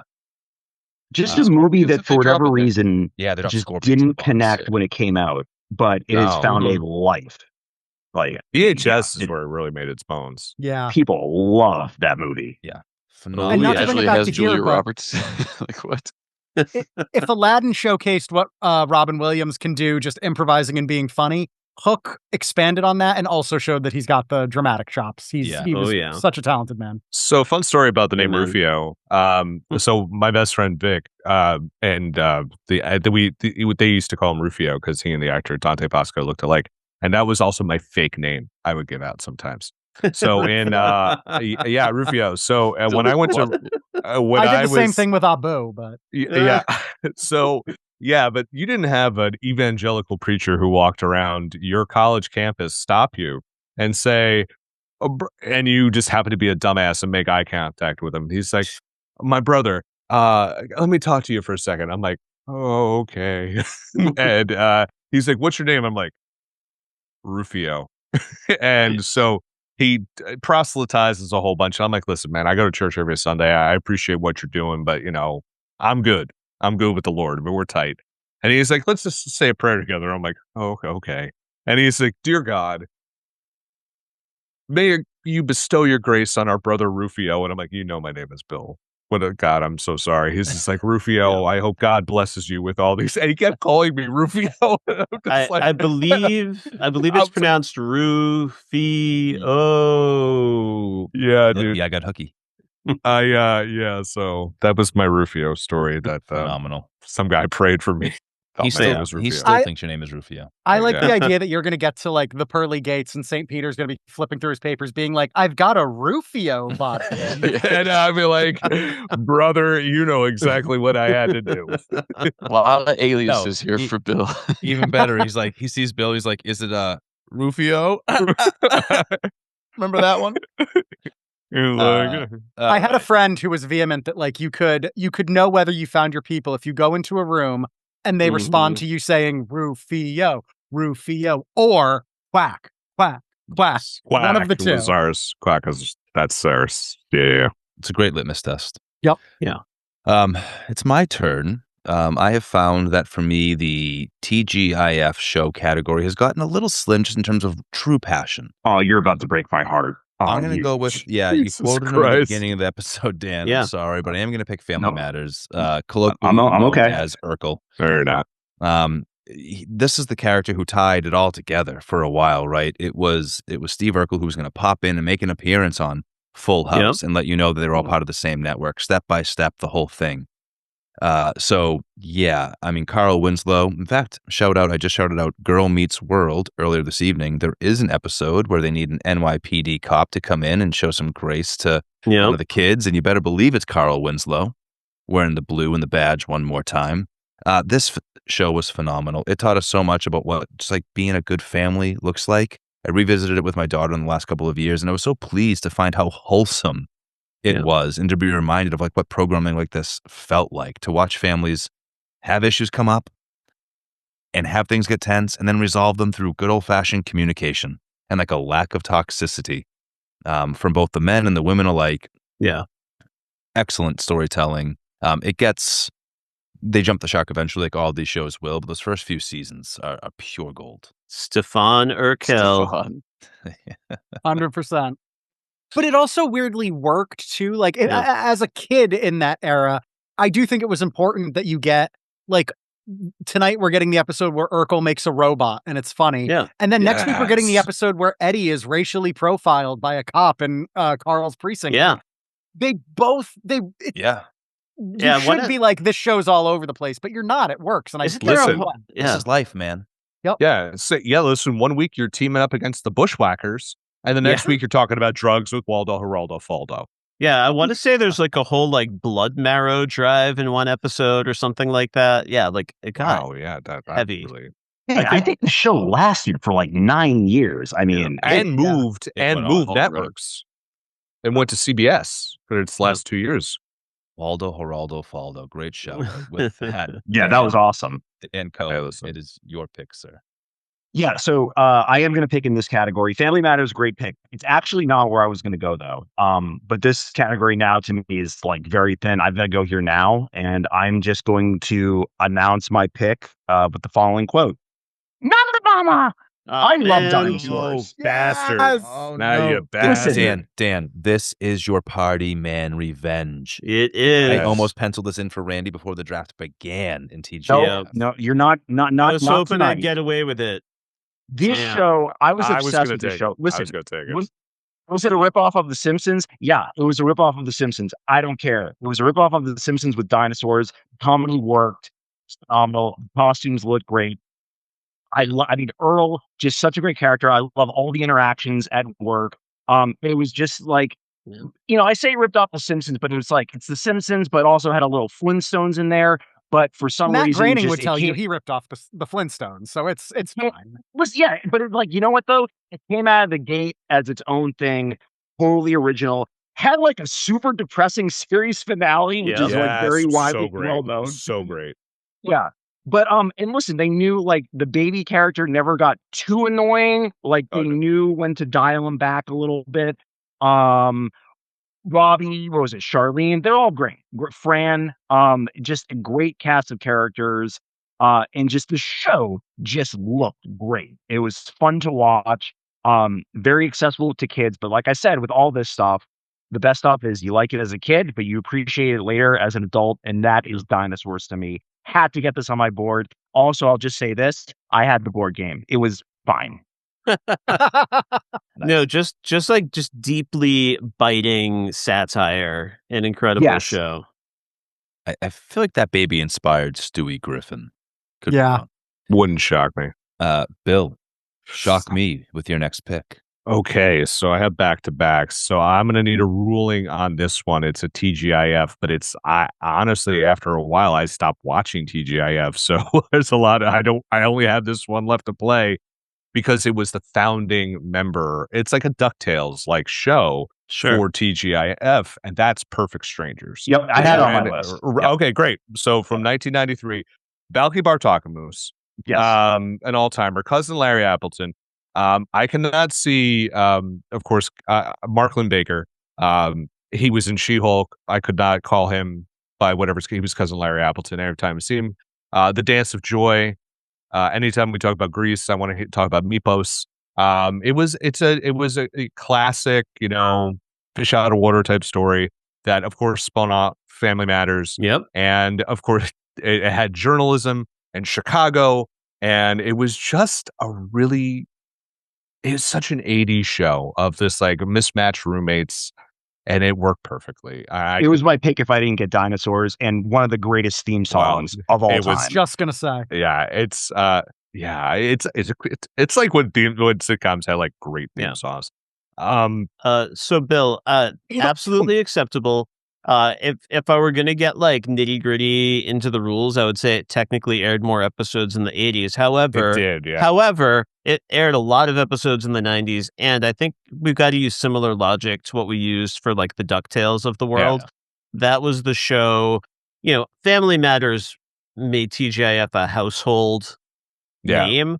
But I think Perfect Strangers was like one of those shows that really started to prove the concept that that brought it to life. So I think it has to count based on the rules we've been playing by. So Randy, don't be ridiculous. Give him the pick. Don't be ridiculous. Yeah. I am now gonna pivot to my sports movie because I don't think this one was picked. And apologies in advance to my friend in the green shirt, but I am gonna go with Chris is fine. I know what he wants. I am going with the first Mighty Ducks film because I watched this movie a million times. I absolutely loved it. I was at the time I was a huge hockey fan, New York Rangers fan, and I remember this was before they won the Stanley Cup, and I was super into hockey, and I probably watched this VHS tape twice a day. It was like this replaced Home Alone as my multi-watch per day type of film. And like you guys said, you find your people when you could walk into a room. And Chris Ingersoll, when we finally meet in person, we are going to fucking quack. And I don't give a shit if it's in the middle of a Catholic church, New York City, or wherever. I'm going to start just quacking at you. It's going to quack, Mr. Ducksworth. Cool. I mean, listen, I picked the second one, but potato, it's a classic. It's great. And look how many stars that it came out of it. Yeah. Josh Jackson. You had, of course, like I said, Foggy Nelson. A lot of people that you'll see around TV. It was awesome. Loved this movie so much. And the Triple D. And and when we played kooshball football in the St. Helena's parking lot, did we do a flying V formation and score a touchdown? You bet your ass. And who drew that play up? This guy. Nice. Oh, and that coach was such a jackass at the Hawks, making Gordon Bombay look at the banners and just wish they would take that one down. What total dick. Such a tool. But this is also quintessential. So real. Oh, yeah. He was one of those guys, that actor, and a couple others that were staple dickheads from the 80s and 90s, like William Atherton and him and a whole bunch of people. They were just like, hey, we need an asshole. Like the guy who, from Mission Impossible, that one guy, he was I can't John remember. Voight? No, not John Voight. The guy who's like, the guy who played Kittredge. He would you would cast him to be a jerk. Much like that rival coach. Lane Smith. I'm looking at the image now of him popping his collar, looking over at Gordon as he pops his Kittredge doesn't hold a candle to him. Yeah. No. But I'm saying, you cast those guys to be assholes. I'm glad that you brought that up, though, because, yes, it's a funny movie. It's an entertaining movie, but, it has real movie chops. One of my favorite scenes. Oh, my God. The ending? The ending's great, but, one of my favorite scenes in a movie is, before Gordon has his transformation and these kids suck and he's trying to teach them to just take the fall, act hurt, be indignant. Charlie's up against the boards. There's a stick up under his visor. Yeah. Bombay's yelling at him to fall down. He's going to draw a penalty and he just stares this coach down who he knows is an asshole and he will not drop his morals for this guy. And I was so empowered by that.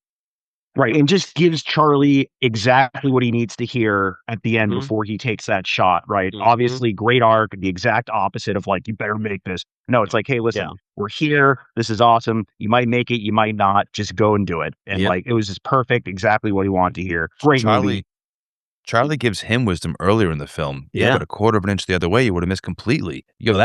That has stuck with me. Yeah, great point. Idea of how you wrestle with your real though. Gordon Bombay scored 198 goals in just 14 games.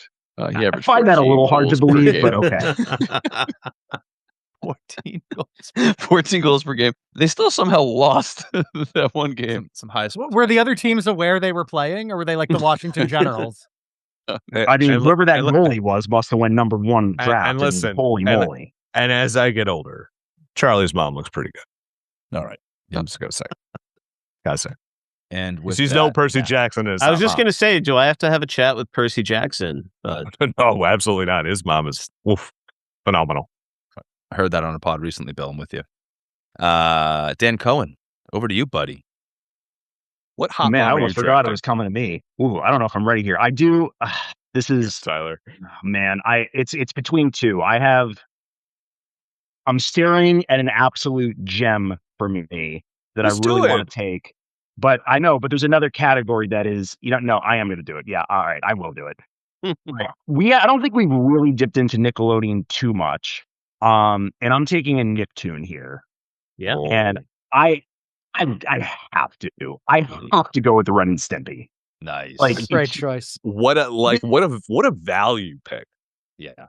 Right. This is why I can't. It's just like I'm staring at it and like this is crazy not to take it now.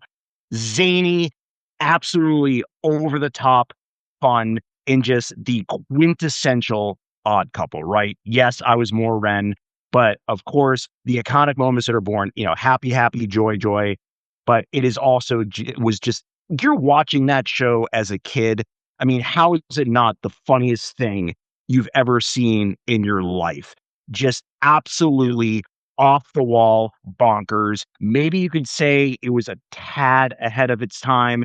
Did it totally work for Nickelodeon at the time? Maybe not, but it was one of the iconic Nicktoons for sure. I'm sure most people would say that. I just have to, right, Bill, as you said, I have to go with the value pick here. We'll see how the draft plays out later, but I couldn't turn down Ren and Stimpy. Yeah. I just couldn't. It's a phenomenal pick. It's actually something that I was often, despite being shown things like Full Metal Jacket at 5, not allowed to watch Ren and Stimpy. I was not either. Because it really defined this sort of, it helped define at least a style of animation that would carry on and still is referenced today, this gross out animation. I remember watching Owl House, Randy. Yeah. When a sailor is told to keep his eyes peeled and he flips his eyelids around and ties them behind his head. I'm like, that is pure Ren and Stimpy. That is exactly a Ren and Stimpy moment. There's an episode, if I recall, where they want to fake their own death so they can live in a coffin. Like, it's just like, this is the type of show we're talking about that was just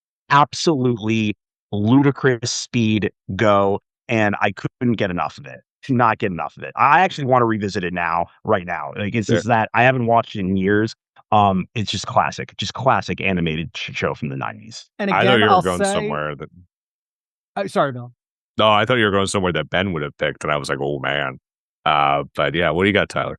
I was just going to say it's an example of, like, not to keep being the no show like that today, but more writers' rooms should be filled with the profoundly unwell because we miss things like Ren and Stimpy. Oh, what guys? I'm ready. Yeah.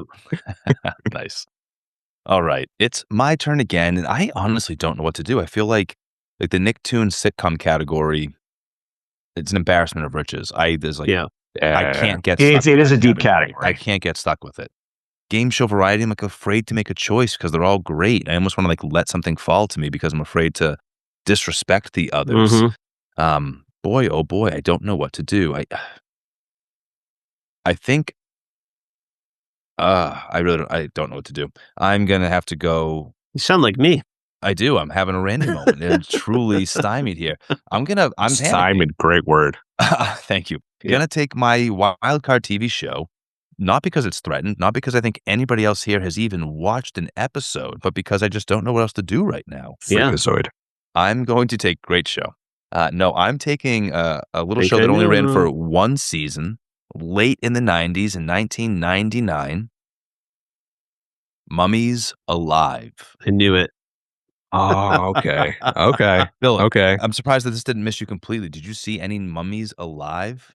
I remember the name. Yeah, no. I did see this. Yes. I definitely watched some of this. Pull up on YouTube after this draft, like it's the opening credits to Mummies Alive, and you will see the toy potential in this show. This is so toyetic for. Yeah, so toyetic. This is the story of the reincarnation of Prince Ramses VII of ancient Egypt, reincarnated in a 12-year-old boy living in San Francisco. And as like he comes into realizing this is his reincarnated identity, his like ancient protectors, these sweet undead mummies, come and have his back. And they're like full-on superheroes. They've got sweet armor they put on. They get powered once they put on their armor. You've got classic villains, the Scarab, and a bunch of just random monsters from the underworld that will come and plague the city. But you're there for the suit-up moment every episode because you'll see them walking around like their mummy wrappings. they're very distinct personalities that go with their body type for some reason. That's how characters were made in the 90s. So like the big ram guy is also like a kind of gentle giant. No need to confuse us. Yeah, no need to confuse us. The person looks like that. They must also be like that. But then you get the suit up moment in any given episode where they put on the armor and exhibit their powers. And it's just excellent. Great classic 90s TV for toys stuff. Brilliant. Yeah. Yeah. It's a good show. And I think we all learned something. Like now I've got a new show to Google. Grateful to do it. Randy, your turn, buddy.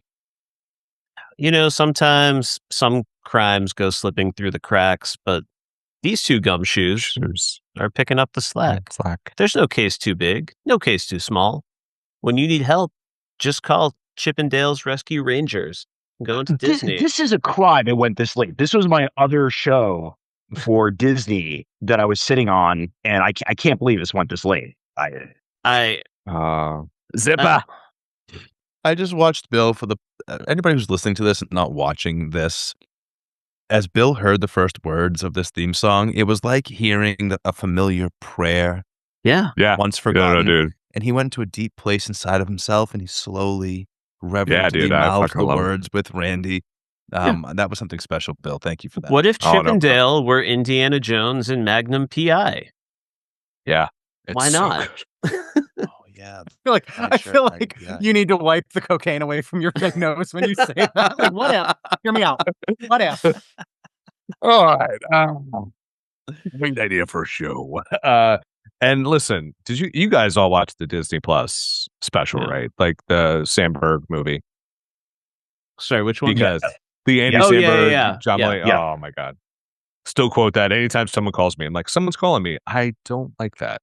But dude, the first time I ever heard of Monterey Jack, the cheese, was because of that show. Wow. Yeah. I mean, I have a very, my mom does not have a lot of variety in food. But it's like, it was such a great show. And it didn't last that long. The villain was Fat Cat in purple suit. That's right.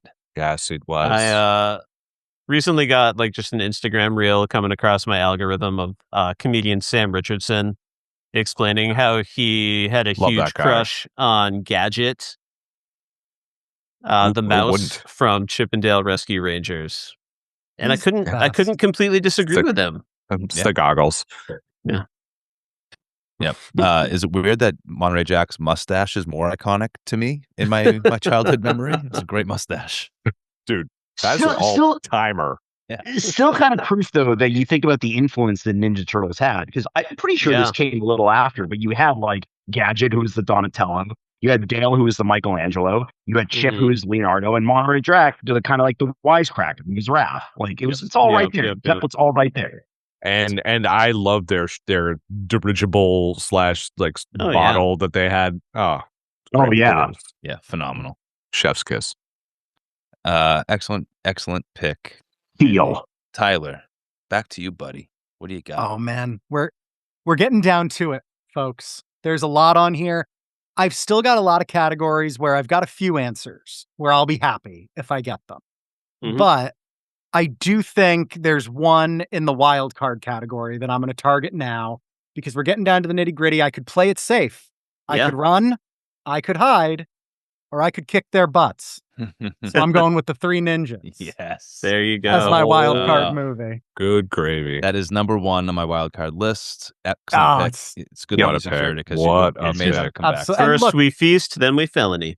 there is absolutely nothing wrong with going with Three Ninjas Knuckle Up. There's nothing wrong with oh crap, what's the second one? There's that one with Hulk. Yeah, Three That Ninjas is, I think Kick that's Back. the fourth one, like tying you to Mega Mountain or something. That's the fourth. with Hulk Hogan. I think it's Three Ninjas Kick Back is the second one. I believe you're yeah, right. Three it Ninjas is. Kick Back, where they go to Japan, Knuckle up. and then Knuckle Up, which is like a Western, but it works, and it's awesome. Yeah. This is just a guy walking into a pitch room saying, Home Alone meets Ninja Turtles. And they're like, yep, go make it. And it worked. It worked. What if Kevin McAllister cut the foreplay and just socked those two right in the mouth? What the foreplay? Iconic basketball scene. That's too. especially uncomfortable coming from you, that's right. Tyler. Yeah, it is. I mean, you want to talk about a cocaine-laden pitch. He's like, what if... I think I remember all the hear names me here. out. Rocky, Colt Tom Tom, right? Yeah. That's right. Yeah, of That's course. right. Because if I'm not Colt mistaken, was the RAF. we're not in the Christmas season right now. Yeah. Rocky No, loves not yet, Emily. so- Colt is a horse, Rocky wild and loves- free, and Tum Tum choked on a jelly bean. That's right. Their dad was an FBI agent. Their grandpa Yep. was a literal like elderly ninja. Was who that could still Egg? throw Was that down. Egg Shen from Big Trouble in Little China? Was Yes, that it Grandpa? was. Oh wow, okay. And he was the only one who stayed. Like he was in the Hulk Hogan one as well. Like, Yeah, he was around. As he should. As he should. Yeah. If you guys let me know when you do that Big Trouble in Little China cast. Yeah, he was Put them the in. Michael Nice. Goff of the franchise. Oh my god. Nice. All right, Tyler, great pick, well secured. I don't think that one was going to stay safe for long. Ben, it is your turn. Two to register. I'm going to go here with one that probably wasn't on anybody else's list, but it's one that I watched probably the most of anything. Going into the Nicktoon or I live know action it. sitcom category. Yep. You think you do, but I'm not going to go with the one that I did a podcast episode on. Oh, I okay. literally did not pick that because I felt bad and I didn't want to pick Oh, it. no, you can totally take that one. I mean, Fire away. I'll take it in a wild card if it comes back around, but I'm going to go with a series because it's a little wild and a little strange when you make your Yes. home out on the range. Yeah. I was so happy when I moved Beautiful. to Arizona because, yeah, Hey Dude is an amazing Oh my! show. That was. Oh, that was not mine. It's fantastic, phenomenal. I also binge watched like this whole series. You can find it on Paramount, I believe. It's yeah, I don't know. This was my whole childhood. I watched this Yeah. religiously. I think it only ran for like 3 seasons, maybe with like a hiatus mixed in too. And but yeah, it was great. Watch it's out so for fun that to killer watch. cacti. I mean, they get into a lot of shit. I'll tell you that. Like somebody's getting kidnapped, or like they're getting dropped into like a hole they have to escape from. People are getting Oh, robbed. yeah. There's a lot that happens in that dude ranch outside of just riding horses. But there's a dog that just disappears after season 1. They don't talk about him anymore. Right. But there's a lot. Poor Cassie. Yeah, I definitely love wanted Hey to be Ted McGriff. I wanted to grow up to be that. Ah, He was the child. coolest guy on the Same, show for dude. sure. Same. And then of course Nice. Christine Taylor, Mrs. Ben Yep. Stiller, Yep. who And they have a podcast now you can listen to on a Yep. YouTube show. It's Hey Right. Dude, the 90's called. It's really good. They just get a bunch All of these people shows have a from podcast. our Crazy. childhood on. Yeah. Yeah. Good They don't pick. talk. They talk some about their show, but they mostly just interview people that are also, child stars from the 90's and 80's and whatnot. So Yeah. a lot of these That's shows awesome. that we're talking about, they've had some of those people on. And you This bring up a great Nickelodeon point. category for the TV categories, I think this is the deepest. I mean, that's a good pick, and I'm still seeing some gems on here. Like this is Yeah. it's the deepest category. For Yeah. TV You also anyway. brought up a really great point about it only being 3 seasons, and that's kind of a theme across a lot of these. Mhm. These the impact that these had on our lives. and Yeah. we are still talking about them fondly today. When again, like Legend of the Hidden Temple was filmed over 2 weeks. Hey Dude was maybe 3 seasons ish. Like crazy the impact these had. Yeah. They got if so you much money. asked me how much Batman the Animated Series there was, I would tell you there's like 75 episodes. Well, that's because season 1 had like 500 episodes technically, but yes. All right, great pick. You got one more to make though. Yeah. Coming I'm up. going to follow up maybe a more niche pick with probably one of the biggest movies that could be possibly, picked within the animated feature film. I'm going to, if I can't take Aladdin, I'm going to take Lion King here. Yeah. I mean, Thank God can't go wrong someone with did. Lion King. Talk about a Basic, value but pick. keep watching it. You can watch it anytime over and over again. Obviously, it's spawned a ton of every. You can't see like an animal without just associating it with Lion King. Anytime you go to a zoo, I was just at a zoo in St. Louis randomly. It's Mhm. Timon. It's a Pumbaa. Did you just want to pick up a lion cub and hold him up on a rock? I mean, who doesn't do that with their own dog or your kid? Like everybody does I it. It's definitely Yeah. did that. Yeah. Speaking from experience, they don't like it when you do it at the zoo. it's- Oh shit! Sir, Good to know. Good to You're know. banned. Tyler's not allowed in any Madam? zoos. Get off. Great Excellent, pick. excellent pick. The music alone, I know so many people, like I'm not necessarily musically inclined, but like a lot of like my a cappella friends who did in college and things like that, 100% inspired by The Lion King. They will Oh yeah. like as I traced my Great. love of horror back to Are You Afraid of the Dark, they traced their love of music back to Lion King like that. Phenomenal. All right, Randy, back to you, buddy. Some of these categories are nearly picked up. Yeah. But some It's are kind of still funny. wide open and therefore more dangerous. I've never been in a draft like this, in the sense that, like, I think we're all feeling the same thing. There are certain categories that we're all waiting for everyone else to pick from, if only to make our decision easier, because there are so many valid picks. Like, there's some obvious choices at the top I would love to have, but there's I have some... Surf Ninjas in the queue. I mean, Yeah, you got some picks deeper down the list. There's still a ton of great animated features. And I'm actually kind of surprising myself a little bit with the one I feel like I have to go with here. I am wearing a Pizza Planet shirt, but I'm not going to go Toy Story. I love Toy Story. I appreciate it. Toy Story 2, also incredible. However, I'm going to let Tyler take his turn because we skipped him. Yeah. Totally skipped Tyler. Thank you. So there you go. I wasn't sure. I was sitting here doing the math and I realized like I should bring this to the group because I don't know. Yep.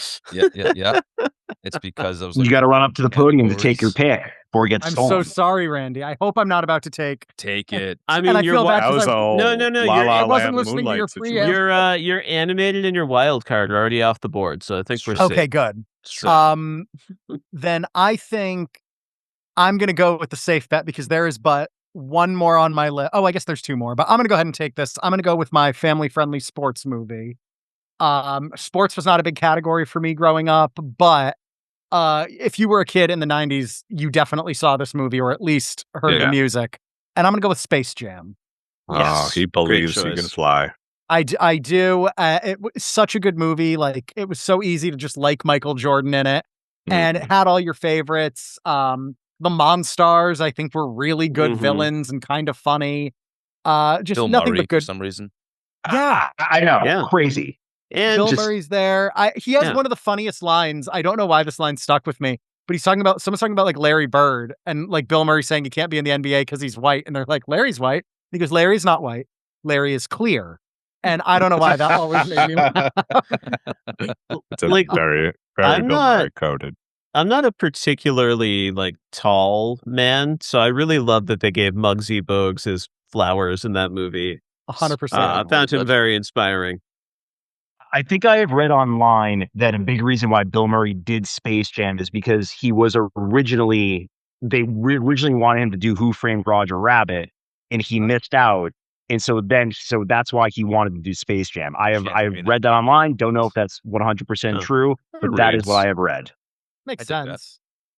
But yeah, he's really funny in it. Like, he's like, the only thing, Space Jam, great pick. Do we hold Space Jam 2 against it though? Which is absolutely putrid.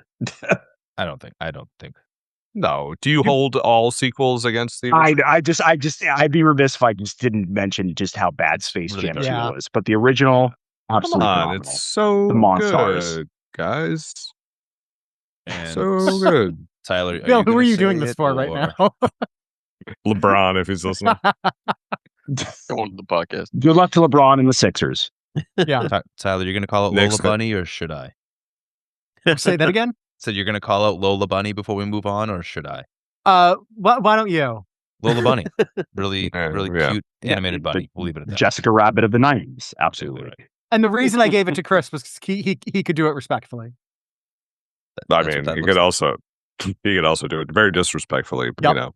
Truly, they very recently in the last couple months, I happen to be a Fortnite player, and they released like Lola Bunny as a character you could buy, and people were not cool about it.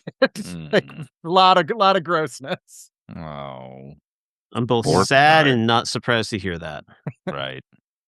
Wait, do you mean there's video game perverts? That's crazy. People on the internet are weird. I think what's worse, I think, is the people who were vocally disappointed with the character redesign of Lola Bunny in the new Space Jam movie. Yeah. Voiced by Zendaya? I don't know. I don't know.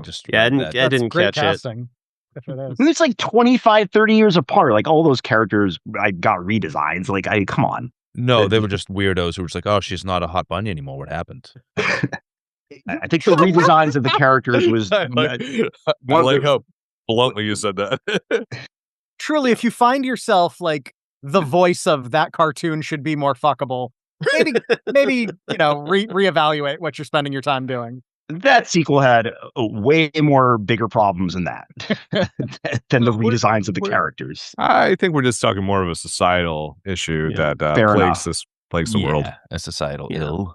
All right, Randy, now it's your turn, buddy. Yeah, Sorry. so I won't make you sit through the whole lead up again. I was gearing up to go to animated feature, but I'm gonna go with the animated film that I maybe love the most from the 90s, and that was certainly the most crowd pleasing for my entire family, from my parents down to my younger sisters, and that's Beauty and the Beast. Yep. A really beautiful Tale movie. as old as time, baby. It's gorgeously animated. We've got Belle and her books. What's not to love? I mean, you got magic, adventure, a singing horny candlestick. You gotta love it. Trendsetter, nominated for Best Picture. Listen, Yep. Jerry Orbach's shitty French accent. It's great. Every time my wife says, "I've been thinking I really fun with a dangerous pastime," every single time. Nice. Does she just stare at you? Yeah, she's so sick of it. If it ain't Baroque, like, don't fix it. You just literally ripped those words right out of my mouth, Chris. Perfectly I love quoted. it. Your wife is just like, I had a child with this guy. Thank you. I don't wish this on you, but I'm just picturing it happen in like a divorce deposition. They're both across the table. There's lawyers, and she's just like, This is the shit I'm talking about. Yeah, wait, they'll do Jar Jar Binks next. Wait. You guys know the Angela Lansbury legend? She rolled in like off the flight from the airport right to the studio, laid down the Beauty and the Beast On song the floor. in one take. Got They did the track, dropped the mic, and walked out. My dad's first heartthrob ever. Old school Angela Lansbury. Love Not bed odds and broomsticks, like 1940s. Yeah. Nice. All right, Randy, that one hurts me a little bit. I didn't think this is a category where I could be disappointed, but I definitely had that one high because of the relationship that I have for it to my daughter, the first Disney feature that she enjoyed. But there's one other Disney feature that she also tremendously enjoys, and one that was near and dear to my heart as a kid. You guys called out music earlier for The Lion King, but after Elton John had his turn, Phil Collins said, "Hold my beer." And the Tarzan soundtrack was wow. absolutely. Tarzan combines 3D animation with these really beautifully hand-painted backgrounds. Yeah, it does. This depth that wasn't really common in animation at the time. Those jungles feel really lived in. They feel deep without leveraging actual 3D technology. Ridiculous voice performances, a great story, a nice adaptation of an old legend. And who didn't want to be like Tarzan tree surfing as a kid? An excellent PS1 licensed video. Yes. And recreated in Kingdom Hearts. Oh, nice. And my favorite headcanon is I believe Jane is a descendant of Belle. 1,000%. I've heard she's that. got Chip and Mrs. Potts with her. I mean, come on. I didn't know so that. she took them hostage like a shitty person. A penchant for yellow, a scientific inventory father with a white mustache. Yeah, and a short king as well. Yeah, there's a lot going for it. Yeah, ridiculous music, ridiculous acting. Minnie Driver. Yeah. Oh, ridiculous. So many ways. Character of Tantor in general. I can't get into a body of water and say, looks questionable to me. I've actually never seen this, but from what I've seen though, like this is a gorgeous looking movie. This is like pristine animation. Yeah. You guys make a date, even if you're doing it virtually, and watch Tarzan. I will watch Tarzan.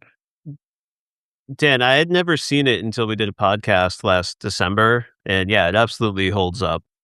Stepping in, I was blown away. With that, Dan, it's your pick.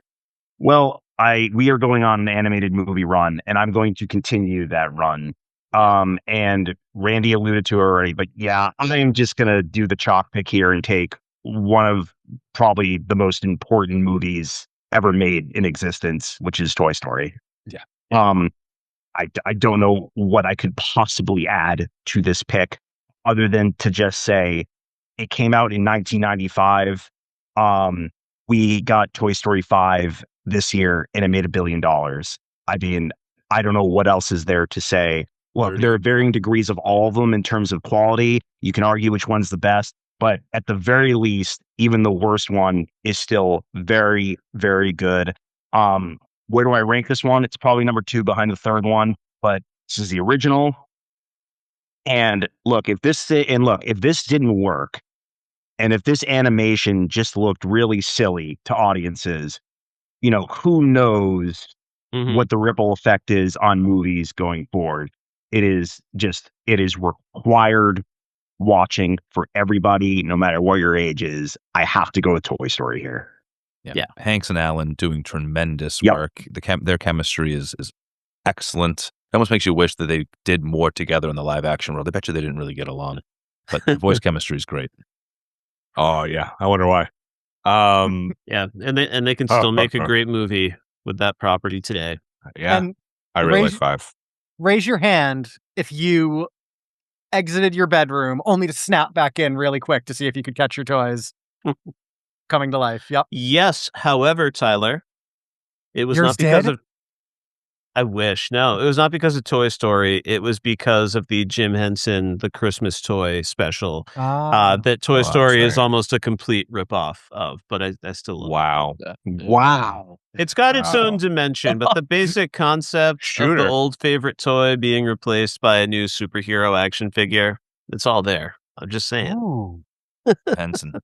The originator of good ideas. I love on a throne of lies. I love Henson, but I will concede that Toy Story is the superior film.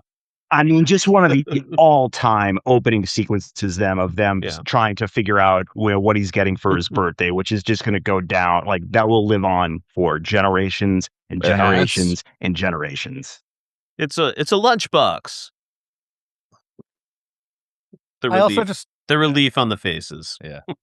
I want to call out, just because everyone here knows her, my wife does a very prolonged bit where she will do a Randy Newman impression. What? But she's Randy Newman, but Randy Newman is obsessed with "You've Got a Friend in Me" and will only sing that, which she does not know the lyrics to, and she cannot name another Randy Newman song. Okay, and she keeps the bit going for hours. That's amazing. When That's hilarious. We're doing a huge meetup at Comic-Con or post Comic-Con. I have to see this bit live. Yeah. Let's go ahead and lower expectations. The joke is that it's terrible. No. I got the joke. I need to see it. She'll do it. Excellent. Okay. All right. I lost track of where we're at. Bill Bodkin, you're picking on the turn, buddy. Yeah. So since Ben was cool not picking this, I'm going to take it because it was something we podcasted about. Mm-hmm. I think it was one of the final Saturday Morning Adventure episodes we ever did. It is a Nickelodeon show that ran in the 90s. It was something that I watched religiously and I found myself really identifying with, and that was Doug.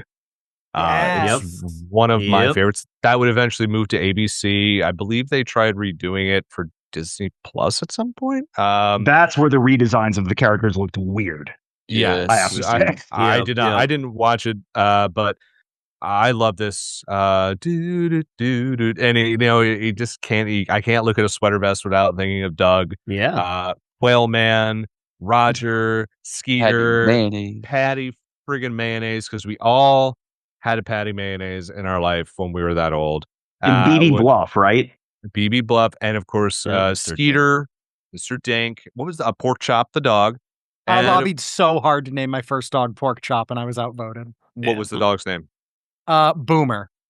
It was a Chihuahua, so I think little dog with big dog name is funny.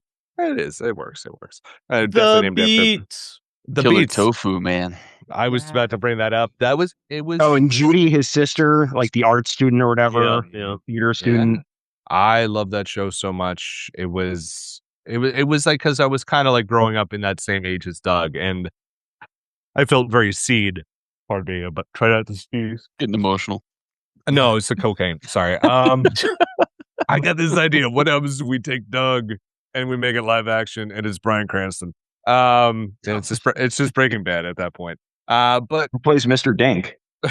Someone's had too many honker burgers. Yeah, it's Mr. Feeney. He's going to play Mr. Dink. Too many honker burgers. That's just cocaine. Yeah, that's literally just the name, Paul. Great name. Which is funny that you said that, Ben, since we always have the Ellis joke with you. Yeah, And then like, and Amanda saying it's like our friend who knows everything about cocaine, Ben Murchison. You're like, resident cocaine expert. and you're like, I don't, but thanks. Or maybe he does. Who's to say? Honker burger, cocaine. But yeah, I love this. It was like I said, I felt so seen when I watched this. I felt like this is me. This is like finally a show about me and every crush I've had on a girl ever, and my weird best friend who's blue. So yeah. So Doug, great pick, highly rewatchable. Yep. What else you got? All right. Let me just mark this off on my list here so I know what I picked. I am going to go with animated feature, and I'm just going with this one because it's just special to me, and it's not traditional animation; it's stop motion animation. And why is it a perfect movie according to my daughter? Because one, you could watch it at Halloween, and two, you could watch it at Christmas, and it is The Nightmare Before Christmas. It is. It was a movie I ended up watching when I was older. I was probably late teens, early 20s. And then my daughter really got into it. And it is something that stays with us every year. And it's this wonderful tale. Every time I watch it, I find something new and beautiful about it, whether it's a bit of animation, whether it's a joke, whether it's the mayor, Jack, it's an elected official. Anytime someone talks about politics, I always have to bring that up. It's just such a great movie. The late Catherine O'Hara is just, you appreciate her more. I think we all knew her as Kevin McAllister's mom. I think after Schitt's Creek, then we go back and we're like, oh my God, like how brilliant she was as Sally. And just everything about it is wonderful. And the songs are legendary. And it works for two holidays. Very few films can do that. Nightmare Before Christmas. Great pick. Shame on me. I haven't seen it in years. I got to revisit it again. It's an incredible movie. I feel like out in LA, they do stuff at either the Hollywood Bowl or the Hollywood Forever Cemetery. Like, it wouldn't surprise me. Yeah. Hollywood Bowl, every year they do the soundtrack. So go see it. Yeah, I bet it's a fun time. Yeah, but no, it's just just absolutely groundbreaking. Spending my money on that. Thank you. Right. Dan, we're on to you, buddy, with your next pick. You've got a handful of categories open. Some of these are nearly closed, meaning they're quite safe. You don't need to jump at Fox Kids. Maybe it's just you and Ben left there. What are you thinking? I know. Yep. I've been threading the needle on this one for a little while, and because this is another one of my real thin categories, and I've got to do it now. And it is going to be the Nickelodeon game show / variety. Just a lot of these I just didn't get really that into, but I think there's one that really stood out for me, and that is Nick Arcade. Yes. And here's the thing. I watched this a fair amount. I'm not going to say I watched it a ton, but I'm picking it really solely for the reason is I just would always watch it as a kid. Wow, yeah. I would be like, how are they in the machine? Like, I don't even understand how it works. It would blow my mind to like try and watch them like beat the wizard or whatever, right? And like they're moving around, jumping all the things, and it's like they look like they're in a video game. And I was just like, I don't understand how they're doing this. Like, I don't know. Can't be healthy for your eyes, whatever room they're in, jumping around like that. I don't know. I would have loved to have seen what that room looked like when you go into the virtual, whatever the hell it is. So that's like, anything just fascinated me because of that. Especially as someone who just played a lot of video games, loved the original Nintendo. Like that show was right up my alley. So yeah, I have to scoop this up right now. Nick Arcade. Honestly, dude, it was like low on my list, but it was on my list, and I was afraid it wasn't going to get celebrated tonight. And I'm so glad you brought it up. What a little gem of the 90s. Oh, absolutely. Wanted to be on that so badly. Mm-hmm. Yeah, so fun to watch. It was like Legends, Guts, Nick Arcade. Yeah, so good. It's also just, it's reminiscent of a time in the 90s where like we were coming up, gaming was really developing, and everyone's same thought was like, the future is living in the video games, being zapped into the video games. Then VR came out, and collectively all of us were like, eh. Well said. All right. Oh my God, it's my turn again. Dan broke up open a category I was kind of waiting to pick in. Maybe I'll go here now. It is still a very open category. That was only the second pick of the night in the category. Jeez Louise. I think But do I go variety? Do I go game show? I'm going to go with Guts. Randy just said it out loud. Yep. I'm afraid that once it's been said, it's no longer Would have been safe. my next pick. Yeah. Mine too. Shout out to Boston guy Mike O'Malley, giving this thing so much energy. Shout out to Mo, the referee. Shout out to every kid who did their best to dunk a ball or paddle that terrifying pool or climb that Astro crag. Every kid you know who was alive at this time wanted a piece of that glowing rock. Hell yeah. You can buy Amen. knockoffs today, but a piece of the genuine aggro crag is still something difficult to come by in the world. And I don't think it's meant to be purchased. It's meant to be earned. That thing looked dangerous. Like, that thing looked terrifying to compete on. The smoke blowing everywhere. The things are moving. Like, what the hell? Going back and watching now and realizing, there were stunt spotters in place because these kids were trying to do stuff. And they're like, I watched kids get worked recently, revisiting an episode with my daughter to introduce this show to her. And they're like falling through rubber bands and getting all twisted and weird. They put these kids in some situations, that's for sure. That aggro crag, I don't think with the smoke and the confetti going, it was dangerous. It felt dangerous at least. Can't even imagine all the waivers I'm sure that had to be signed for that thing. Yeah. But also too, it's so reliant on, like, you look at something like Fear Factor and the whole thing is just adults doing something that they would do as a round one game on Guts. Like, because kids have no fear. They're like, climb on that? Fucking sure. Yes. Spill your guts.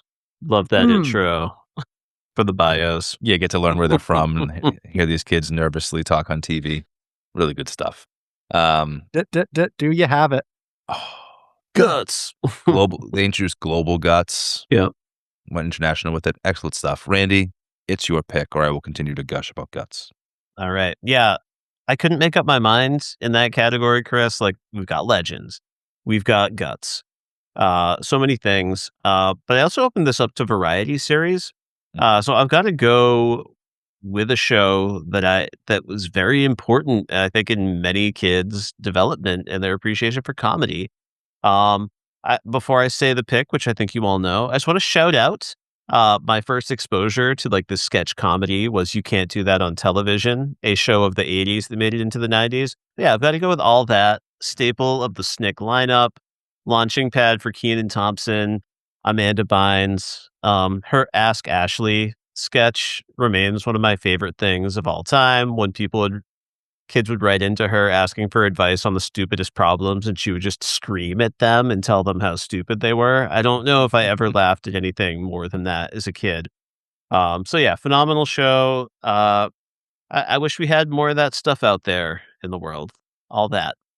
Yeah, I thought it would go earlier. Yeah, good pick. Only there was a version for adults.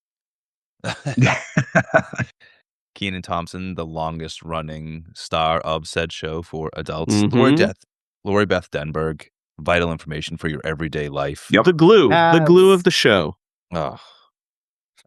Pierre Escargot, phenomenal character work. But remember Pizza Face and Ear Boy? Just literalizing what it was like to have like awkward features and be going through like puberty. Phenomenal stuff. And we got to shout out Good Burger, home of the Good Burger. Can I take your order? I mean, who loves orange soda? Is it true? Although that one's still on the table. An incredible commitment to a diverse cast too, showing that comedy can really come from anywhere, any cultural background, what have you. Like, just they really committed to it. And they found some really talented people. Yeah, and it's like, well, comedy is hard to do when you're an adult, but like what they were able to do is like, as kids, like the comedic time that they had, a very impressive show. It's a really good pick. Beautiful. All right. Now we're back to you, Tyler. With that, now all of a sudden, a little bit of a run on those Nick variety shows and game shows. Only you and Bill left to secure the category now. And it's going to continue because, I'm getting a little worried about this category. Guts would have been, actually, Legends of the Hidden Temple would have been my number one. Guts would have been my number two. So I'm down to my number three pick here, but it is still an incredibly solid one. And that's going to be Double Dare. Yeah. Just we would get here eventually. Yes. Your quintessential game show for kids, for the family. Families could compete. The challenges were, I imagine the writer's room of the people who came up with the challenges had to be so much fun because they all were themed in some way, like jumping into a vat of spaghetti. Giant nose. Pick the giant nose. Find the flag. In the 100%. Giant nose. It's snot. It's gross, but it's kind of fun. Shout out to Mark Summers as well, not just for being a great game show host, but also I grew up in a household where obsessive compulsive disorder was quite prevalent, and he was a huge advocate. Like we were able to look up to him. He suffers from obsessive compulsive disorder, and he was very much vocal about that at a time when not a lot of people were. And like I said, could just host the hell out of that show, and it's just fun. There's not a thesis to write about it. It's just pure fun. From minute 1 to minute 30.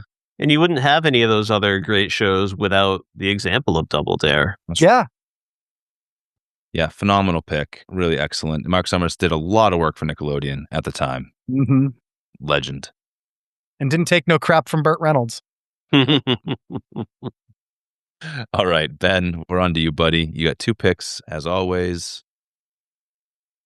Yeah, I'm going to go my first one. There's so many that I thought I might take in this particular category. I'm going with like the family adventure movie.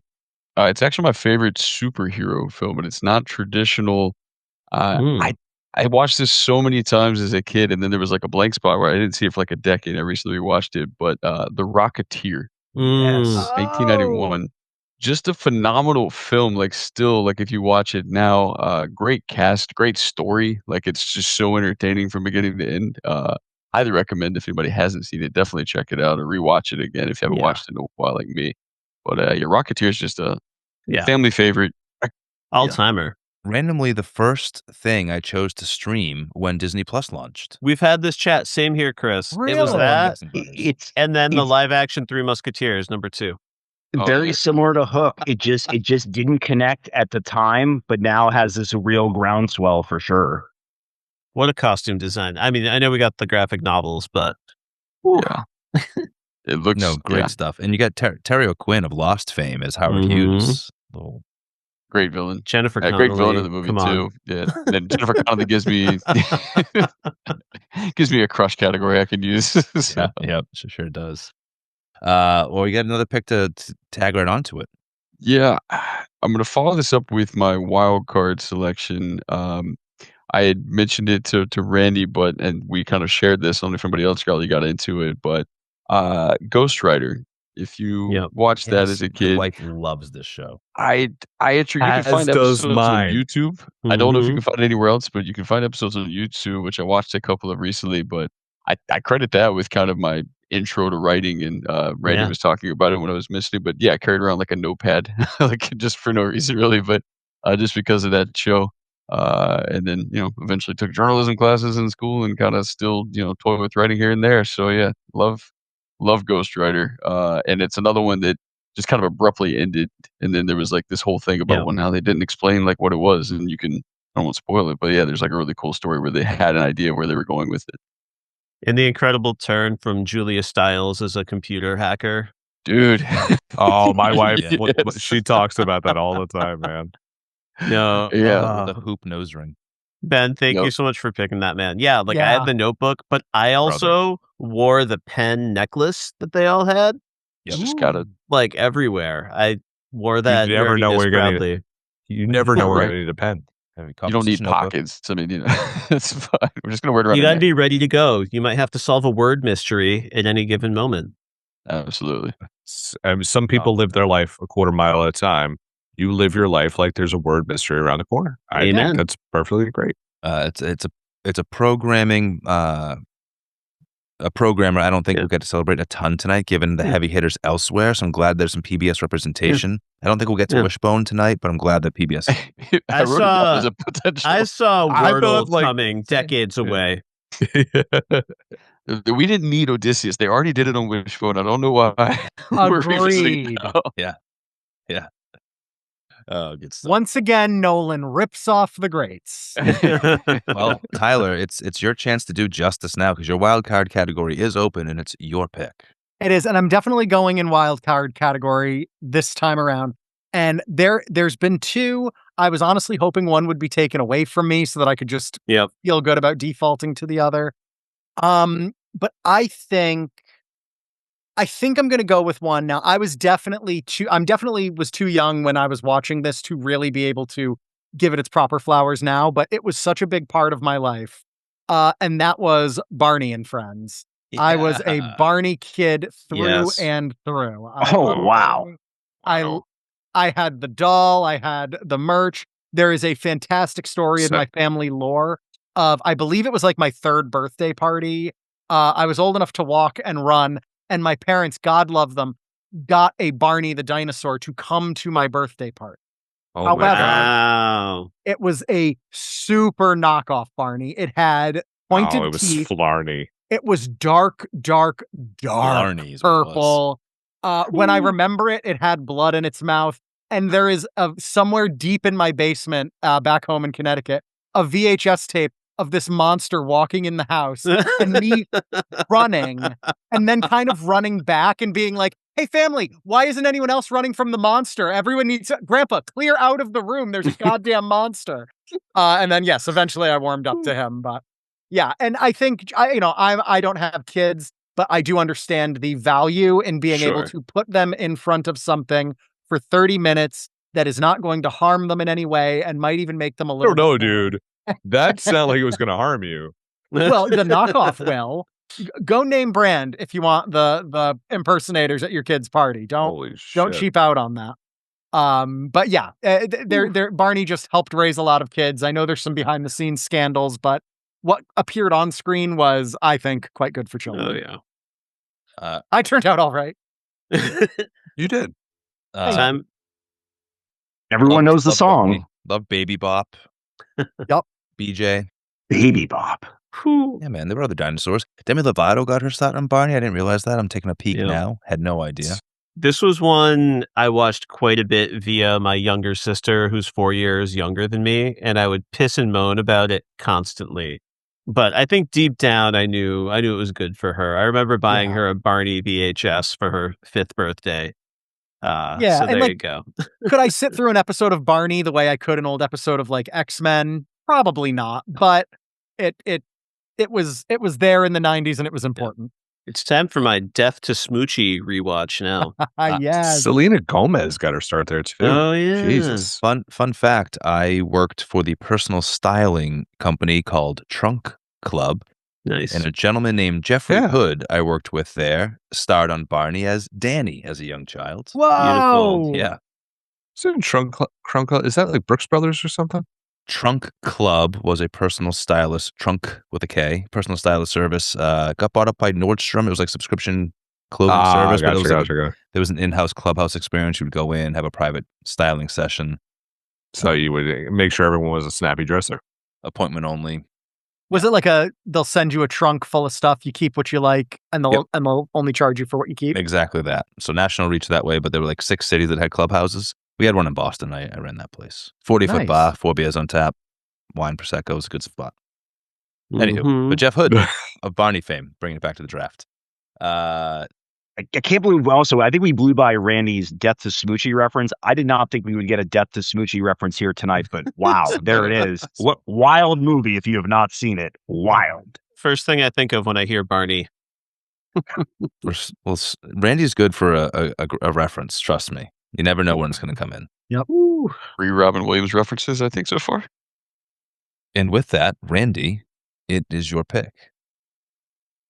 All right, this is the most torn I've been all night. I know I'm going to go with my Nicktoon or my like series. Natalie and Brulia.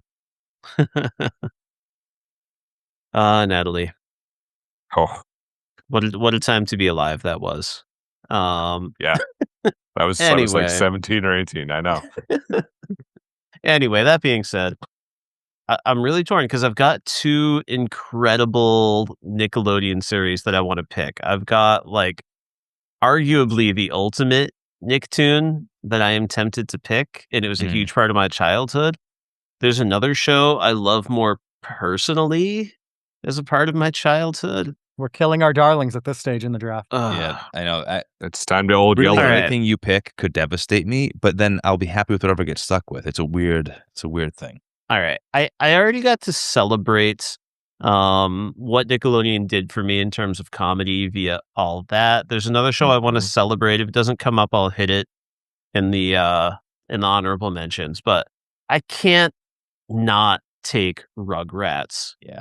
A show Thank that God. I probably Yeah, I was spent getting more a little time nervous. watching than anything else on Nickelodeon as a kid. The way that show celebrated imagination, you know, as much as it pains me to say this, I think they at times did it better than even Muppet Babies. Oh, shut your I blasphemy love mouth. Muppet Babies, but the level of imagination on Rugrats was incredible. And I will randomly just start singing songs from Reptar on Ice. Dinosaur, ancient enemy of man. Oh yeah. I mean, come on. It's Rugrats. What an incredible show. What incredible voice acting. What an incredible story. I just love it. I love Rugrats. I'm really proud it's on my list. It gets to stand tall next to the Ninja Turtles, Chip and Dale, Tiny Toon Adventures. Rugrats is the pick.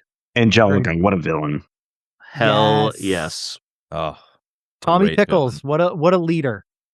Mm-hmm. Truly. A leader of men.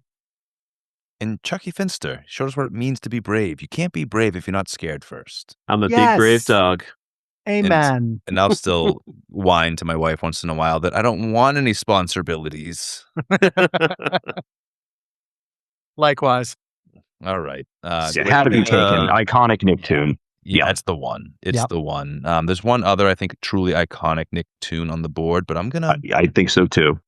Yeah. With my turn, I'm going to leave that one alone. I think, Randy, here's where maybe you can celebrate the other comedic gem from the time without having to wait for the fallen soldiers, because I'm gonna pick from my Nickelodeon sitcom, The Adventures of Pete and Pete. That was the other one. On my list. Yep. Yeah, I knew it had to be, Randy. This is humor that, like, really, I don't think too many people can properly appreciate. This is smart, subtle humor. This is also nonsense humor and shtick humor. The younger brother with a tattoo of a mermaid, for some reason, as a kid, I found that like wildly hilarious and like incredibly like salacious and intriguing. He could make her dance. The World's Strongest Man. So many summertime icons, childhood icons. Yeah. The idea that somebody inspects your clothing and that person is like a fastidious person themselves and all things they do is perfect and neat and clean, but you're supposed to eat barbecue and get messy. Like this show was tremendous and left so many marks on my childhood. And it feels like of all the things we've picked tonight, the thing that is like maybe most 90s only could have happened then. It wouldn't have happened before and definitely won't happen now. It is truly weird. It's like Portlandia for kids. Yeah. Kind of. Yes. Wow. What a Love pick. that. And you know what, Chris? Bringing it to Batman by the numbers, I think this show had some 60s Batman DNA. Yeah. Like, there's a lot of vibes, right? Like, even the way they showcase some of the bullies and, like, how they were, like, portrayed as villains, they felt like 60s Batman villains. This was definitely on my list. It's a deeper category. So happy you took this. Really funny show. The bully Papercut could legitimately be like a real comic book villain today. Yes. Yeah, exactly. I would love it if Daredevil fought Papercut. Like, that would rule. Amazing. And just like the guest stars on this show, like, yeah, we had Steve Buscemi, but like the musicians, like Michael you've got Stipe. Iggy Pop, you've got Michael Stipe. In one of my favorite episodes, what we did on our summer vacation, you've got Kate Pearson from the B-52s as Mr. Tasty's like scorned lover. Yep. What a series. They don't make them like that Yeah, anymore. Michelle Trachtenberg. I remember like believing that if somebody put their finger right here, they can control your brain if they point right between your eyes and you look at their finger. The whole It's show very was like, 90s, but you could do this show today, I think. You know, it can work. I hope kids today would The still bit enjoy where this. Artie moves Steve Buscemi's house a quarter of an inch so he misses with his house key when he tries to get in the door. it was all the whole show was just like childhood, like hometown urban legends. What if they were all real? What if they were all in the same town? It was just perfect. Yeah. And I also want to shout out the theme song, "Hey Sandy" by Polaris. Still an absolute jam. And you fire that up and like it's just you're bathed in the sounds of the 90s.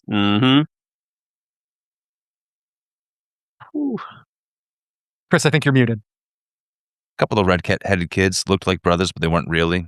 Totally worked. Brilliant stuff. Back to you now, Dan.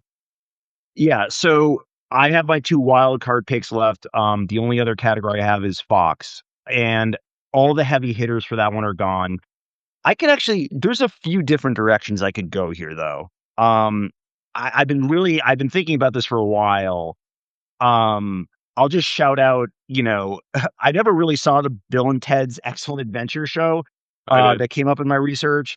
But I love those movies, just FYI, but I never really saw the show. Not going to pick that. I think the pick that I think I'm going to make this. I think Randy kind of made this selection for me, and I didn't really like the comments he made about Muppet Babies, so I'm going to take them right here. I didn't really appreciate that. Yeah. So this is just, are you kidding me? This is an opportunity to get the Muppets on my board. Yep. And what I love about this show is that they were able to, it's Muppet Babies, right? But all the babies and all the characters were still able to retain who they were and emulated the dry sense of humor that the Muppets had in baby form, which was amazing. You all remember the theme song? Could it get a little annoying? Maybe. But you know what? And also this it took a page out of Snoopy, right? And that, you never really saw the adults, right? I think it was playing on that side of the street. So I have to go Muppet Babies here. I could have gone in a few different directions here. I can rattle off a couple when we finish the draft, but I think Randy helped me make the selection for me. I'm going to give the Muppet Babies their due. Dan, it's one of the best shows of all time. A little bit more a child of the 80s, but very alive in syndication in the 90s, and I spent a lot of time watching it. So I'm thrilled you picked it. Was never trying to talk bad about my Muppet Babies. I know. I'm just singing the phrases Thank of how you for good mentioning Rugrats could be. to help center my draft selection here. Yeah, so, unimpeachable. Thrilled to have it. Yep, phenomenal. Loved this as a kid. Watched a ton of it during the day at my great-grandmother's house. Great All choice. right. And Alive Today, an excellent series still on Disney+. Yep. Bill, we're back to you. 2 picks to register here. Not your last 2 picks, but close to it. Yeah, I'm the only one who didn't pick a variety show so I'll pick that last.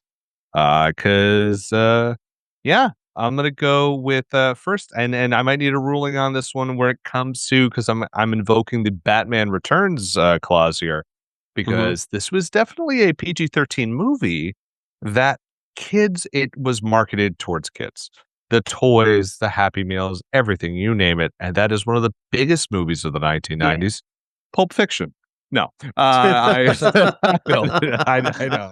I was going to give you anything you said except for maybe Pulp Fiction. I know. I just wanted to, because Dan's like, I knew it. And I'm like, nope, I'm going to say something different now. Do you still have your Happy Meal pocket watch from the Pulp Fiction run? You know what? I didn't. I have the hypodermic needle that was filled with barbecue sauce. I got the gimp suit, didn't fit. Oh boy. I'm sorry. That was tough, man. It was strong material, but it was just not sized right for children.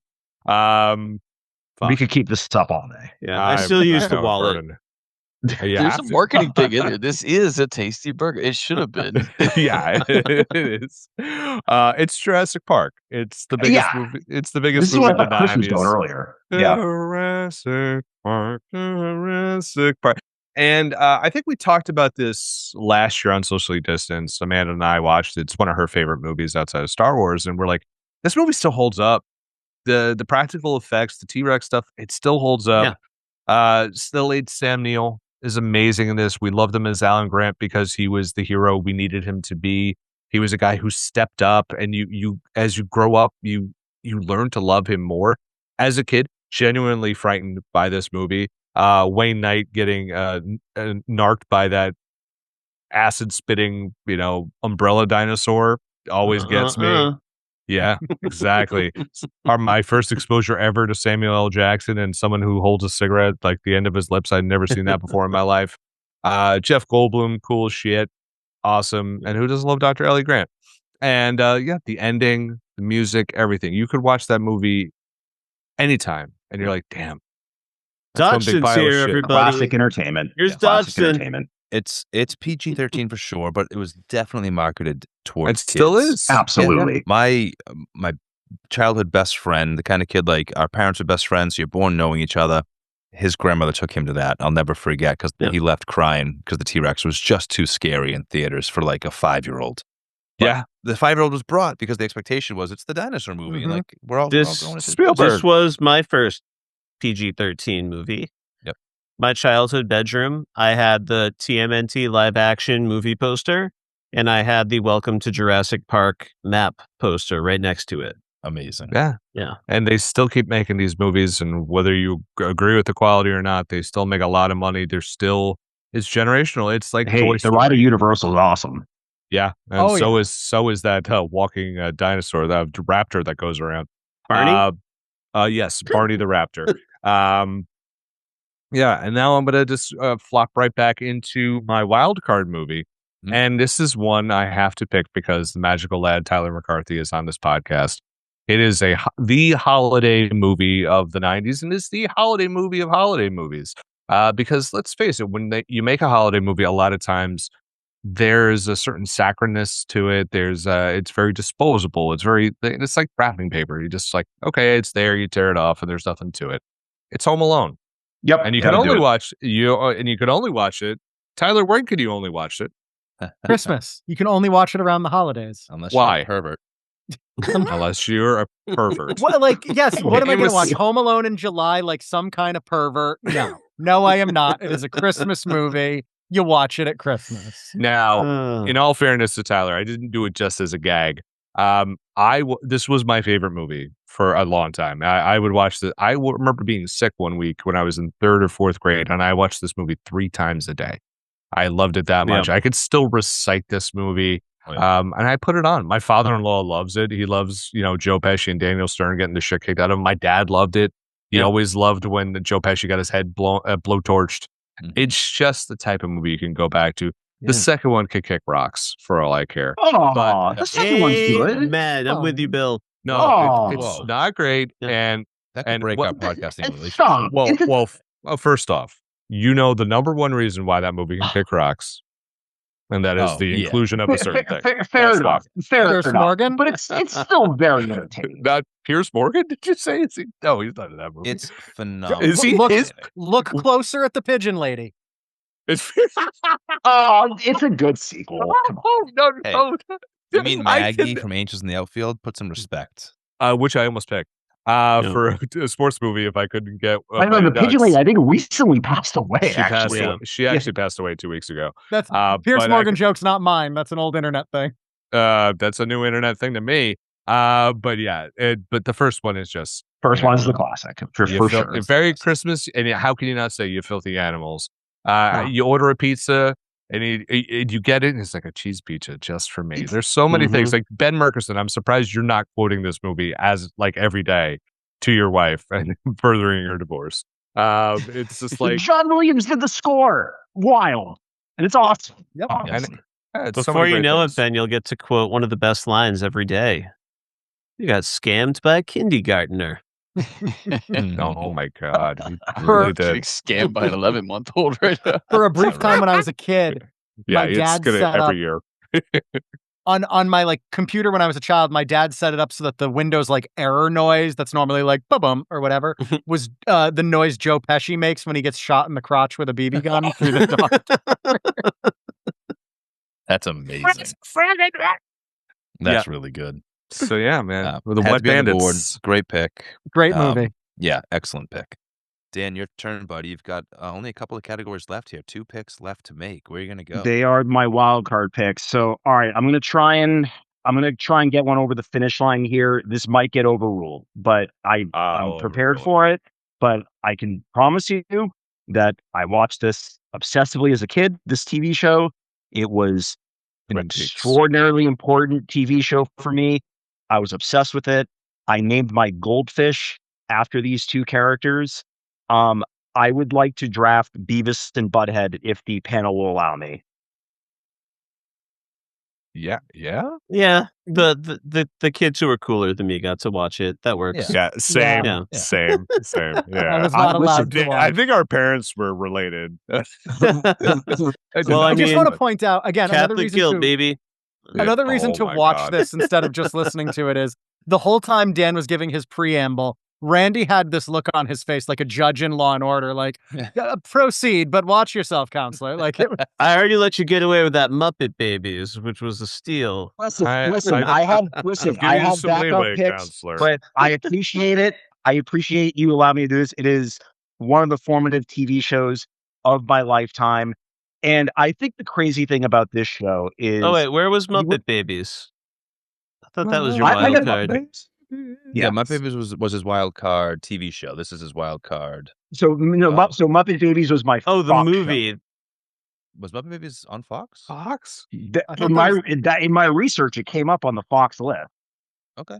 I Oh, they believe it acquired- was in the link that they acquired Randy the provided. reruns, which I think is fair game. Yeah, I think they right. they did acquire it at one point. So yeah, fair game. All right. Well, now that okay, that was a little That's scary. a But 90s I movie. swear, That I was thought I too saw much. the list. Beavis and Butthead.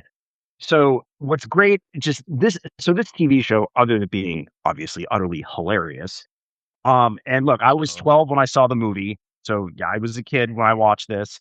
I can just remember a couple of things. Like I remember when there was one time where we got 2 snow days in a row for school, and the reason I was most happiest is because I got to stay up late and watch a couple Beavis and Butthead episodes, and it was Yeah. just glorious. It's like honestly one of the great memories of my childhood.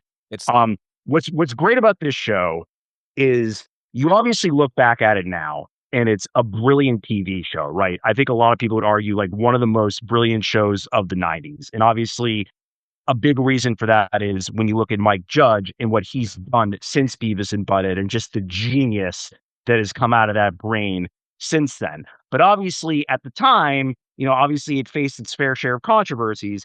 But at the time, I'm sure a lot of people just looked at it and was just like, this is just this stupid show where they're just laughing and this is just meaningless and has no meaning. But no, when you look back on it, it's just a great exploration of the world by these 2 absolute morons. And also the supporting characters, you get Mr. Van Driesen, the principal, Mick Ficker, who is just highly stressed out at the mere mention of their names. Cornholio episode. There's an episode where Beavis rolls down a mountain on a giant tire.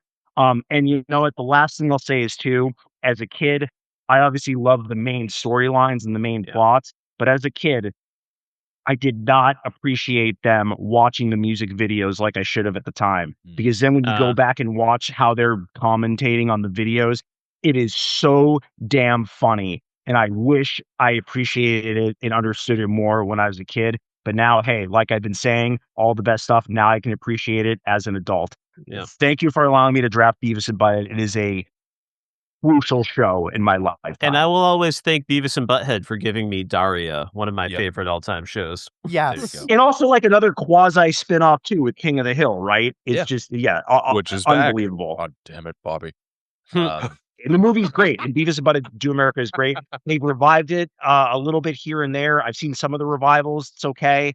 But the newer movie that they did a few years ago is actually pretty funny, which is Beavis and Butthead Do the Universe. If you're a fan, you should check that out. Well, beautiful. All right, back to me. I'm going to keep this pretty quick. Everybody has satisfied their sports film category, but I'm going to take mine now and save my wild card film for last. I got to be honest, I was torn here. There's one that's close to my heart. I'm going to pick Little Giants. I really wanted to go Angels in the Outfield. Now that everybody else has picked, I'll say it. We got to celebrate Maggie a moment ago. Love Angels in the Outfield. A heartfelt film. So many phenomenal performances in there. Christopher Lloyd and a young JGL, of course. But Little Giants. Yep. I mean, ultimate underdog story, right? Like the kids who literally get cut from the local football team. It's not even like Mighty Ducks where they were like, it was a district thing. And yeah, they were in the poor part of town. So they were all poor kids, but it was districting. No, these kids tried out and were told they weren't good enough. And so they make their own team. Icebox is a legend. Spike can take a hike. Girls. Yeah. Spike would go on to be the villain on Team X-Blades in Brink, so just like double 90s villainy from that young lad. Rick Moranis doing his damnedest here. He was such an icon of my childhood, from Honey, I Shrunk the Kids, Honey, I Blew Up the Kid, Honey, We Shrunk Ourselves. But Little Giants is the Rick Moranis that lives largest in my imagination. The heavy kid on the Giants, who they think he gets a knock so hard he's bleeding from the head, but it's just his peanut butter and jelly sandwich he was keeping in his helmet. Unbelievable stuff. I remember trying to make myself sneeze more than 4 times in the morning because the kid gets to stay home. His mom's like, he sneezed 4 times this morning. And that I was like, well, that must mean that's how parents think you're sick. Tremendous film. You get a young Devin Sawa here as quarterback, proving he can throw a football because he can throw TP in the grocery store. All kinds of icons. The kid running for a touchdown because his dad is in the end zone, like real heartfelt shit randomly in the middle of the movie, like a character you don't even care that much about, but you know his dad hasn't been there. And they give you the moment. Phenomenal. Pitch to Johnny. I'm Johnny. I'm I quote that all the time too. Phenomenal. Nice. You can't go wrong with Rick Moranis. I'm a diehard Rick Moranis fan. I can't even tell you how excited I am to see him come back next year. Spaceballs, the new one. Yeah. The best. Yeah. So great. And I only really knew Married with Children. So Ed O'Neill, to me, like seeing him as this like tough guy coach was hilarious after Al Bundy. Yeah. That's it. Perfect. It was almost my sports pick movie. Yeah, instead of Rookie of the Year, I had Little Giants queued up. All right. I would have had to go Rookie of the Year if you'd gone Giants, because yours was on my list too. Randy, your turn, pal. Last pick of the night for you. Yeah. No, I got two. You got two. But I'm going to use the same approach as you because I'm the only one with a TGIF remaining. But I feel like I'm going to save my wild card movie to be a true last round wild card. So TGIF, before I make my pick, I do want to shout out, I quite enjoy Step by Step. That's the more traditional sitcom. Great show. But I can't not take Muppets Tonight with my TGIF pick. Yep. I'm a Muppet boy through and through. Was it as great as the original Muppet Show? No, but it still captured a lot of the magic. So many incredible bits there, so many incredible guest stars. I mean, Sandra Bullock trying to keep the ratings above the right level so that the studio doesn't blow up is incredible stuff. You've got Prince there. They had Billy Crystal on the show, and they did an entire recreation of the fake orgasm scene where Miss Piggy is faking a sneeze. And it's not subtle what they're going for. The swings they would take on the show, the creativity of it, the zaniness of it. And if I can draft a Muppet, I'm usually going to draft a Muppet. So Muppets Tonight. I'm Beautiful. so glad we've got Sick, Muppet man. Puppets and animated Muppets on the board. They deserve Can't go all the wrong with the praise. Muppets. Can't go wrong with the Muppets. Wonderful stuff. All right, Tyler, on to you. Second to last pick. What's it going to be? All right. Yeah, God. So one of the last categories I have is family friendly, fantasy, adventure, or sci-fi. And so much in the 90s fits under this. I have so many honorable mentions in this category. But as previously established, I am a horror boy. I am a comedy boy. And there was one movie, seasonal movie, that marries those two that I still watch every year. My wife and I watch it as we carve pumpkins. And that's going to be Hocus Pocus. Yeah. Oh, yeah. Terrific Great movie. Bette Midler, like everyone just firing on all cylinders. Yeah. My only complaint is that Thackeray is a dumb name. Just make it Zachary. Why do you have to do this? Why was everyone correcting me growing up? But otherwise, a perfect movie. Oh my goodness, I'm blanking on his name. But the actor who played the zombie henchman, he's a prolific. Isn't it Bill Irwin again? No, it's not Bill Irwin. Oh, it's Doug not? Jones. It's Doug Jones. Doug Jones. It's Doug Jones. I yes, said actually, Bill Irwin. I was picturing Doug Jones. Yeah. He was one of my favorite parts as a kid. I like movies and TV and things like that. Like another thing on my list was Battle Beetleborgs, but I never selected it. Oh only my God. Big Bad Beetleborgs. Yes, they had vampires and a mummy and all these things. I have a soft spot for when the monsters are your friends. And I think this Hocus Pocus and Billy Butcherson. Butcherson. Okay, because Billy Butcher was someone else. Billy Butcher is from The Boys. Billy Butcher's son is from Billy Butcher's son. You know, I love that, and that movie just has everything, and it still holds up. Absolutely. Little Danny taking to the zombie immediately as soon as like, oh, he's cool. She's like, hi, Billy. Yeah. Wants to be his friend. I'd be that kid. Phenomenal pick. This was certainly on my list. You got to come visit us so we can tour Salem and go see the sites where, you know, they didn't do a ton of filming in Salem, but there are some. Oh my go God. to Allison's I would love house. to. Yeah. Let's do it. Salem rules. Yeah. Yep. We'll be there. Great pick. Can't go wrong. Watch it every year.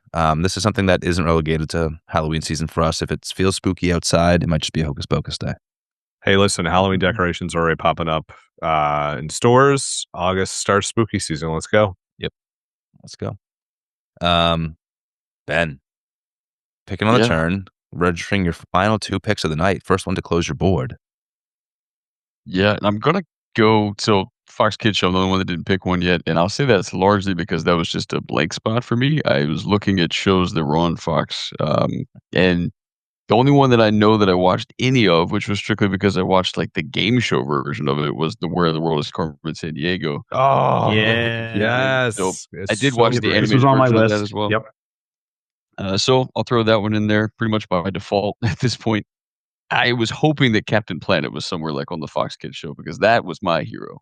Wait, wasn't that a PBS one, or did they license it? TBS. So yeah, I could have used it potentially in a wild card spot, maybe, but assuming nobody else was going to. Ted Turner commissioned that was one of the shows that I watched a lot. Kept thinking they were going to make that into a movie, maybe one day. I would have to watch that before wrestling came on. Be like, God damn it, I get it. Heart. Where's Sting? Where's Lex Luger? Come on. Wait, move. Tyler. Go ahead, Randy. Wait, what was the pick? Where in the World is Carmen? Where in the World is Carmen? The game show? So they have an animated version that was on I think Fox. it's Where on Earth is Carmen Sandiego is the animated show. But yes, the game show is Where in the World. I was thinking of the game show. That's why I'm so Where on Earth is the animated one. Yeah. Gotcha. Apologies. No apology necessary. It was a blip. Speaking of Halloween, a great couple's costume is she goes as Carmen Sandiego, he goes as Waldo. Nice. That's amazing. Tyler called out acapella friends being inspired earlier by The Lion King, but Rockapella and Carmen Sandiego are like define acapella. Yes. Yeah, that version for sure. That's the one that I watched more of, but the animated's got its own thing too. And then they rebooted it, I think, recently as well. But so that was your Fox show. Yep, that's the Fox show. So it leaves me with the wild card movie, which I'm staring at like 10 that I want to say. I have like 25 on my list. Yeah, I'm sure we'll start throwing out names like after everybody's done. I'm not going to ruin it because I'm sure some of those will be somebody's last pick. I think everybody pretty much left wild card for the most part down to their last one. But I'd be remiss if I didn't include, because of my love for them, a movie that features dogs. So I'm going to go with Homeward Bound. Oh, my God. That's a pick. That ending. Chase, Shadow. The ending you can watch and like just immediately start tearing up as soon as like Shadow isn't there. He's too old, just too old. And you're like, you I see know him the feeling. limping over. Peter. Boy. That 9,000-year-old Don Amici doing the voice. Yes. Like, oh, Peter.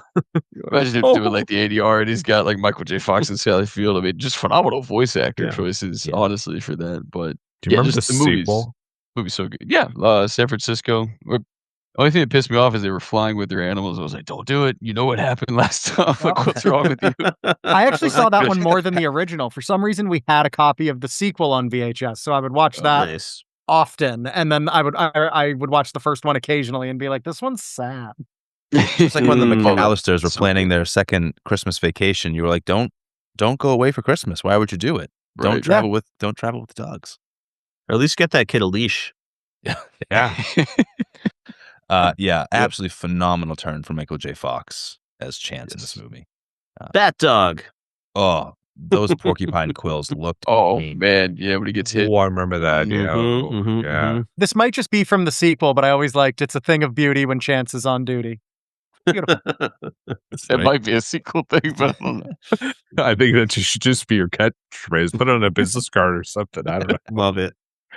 I love that on a business card. No contact info. Just here you go, and I'm out. If your name is Chance, then like that's what you got to do. Well, Tyler, it's your chance now to register your final pick. Yeah. Your Disney show. I'm going to open this one with a confession that I think I've hid pretty well throughout this entire run. The entirety of like Disney Channel, like Disney original shows, totally missed me as a kid. I was on that Nickelodeon kick. I was on that Fox Kids kick.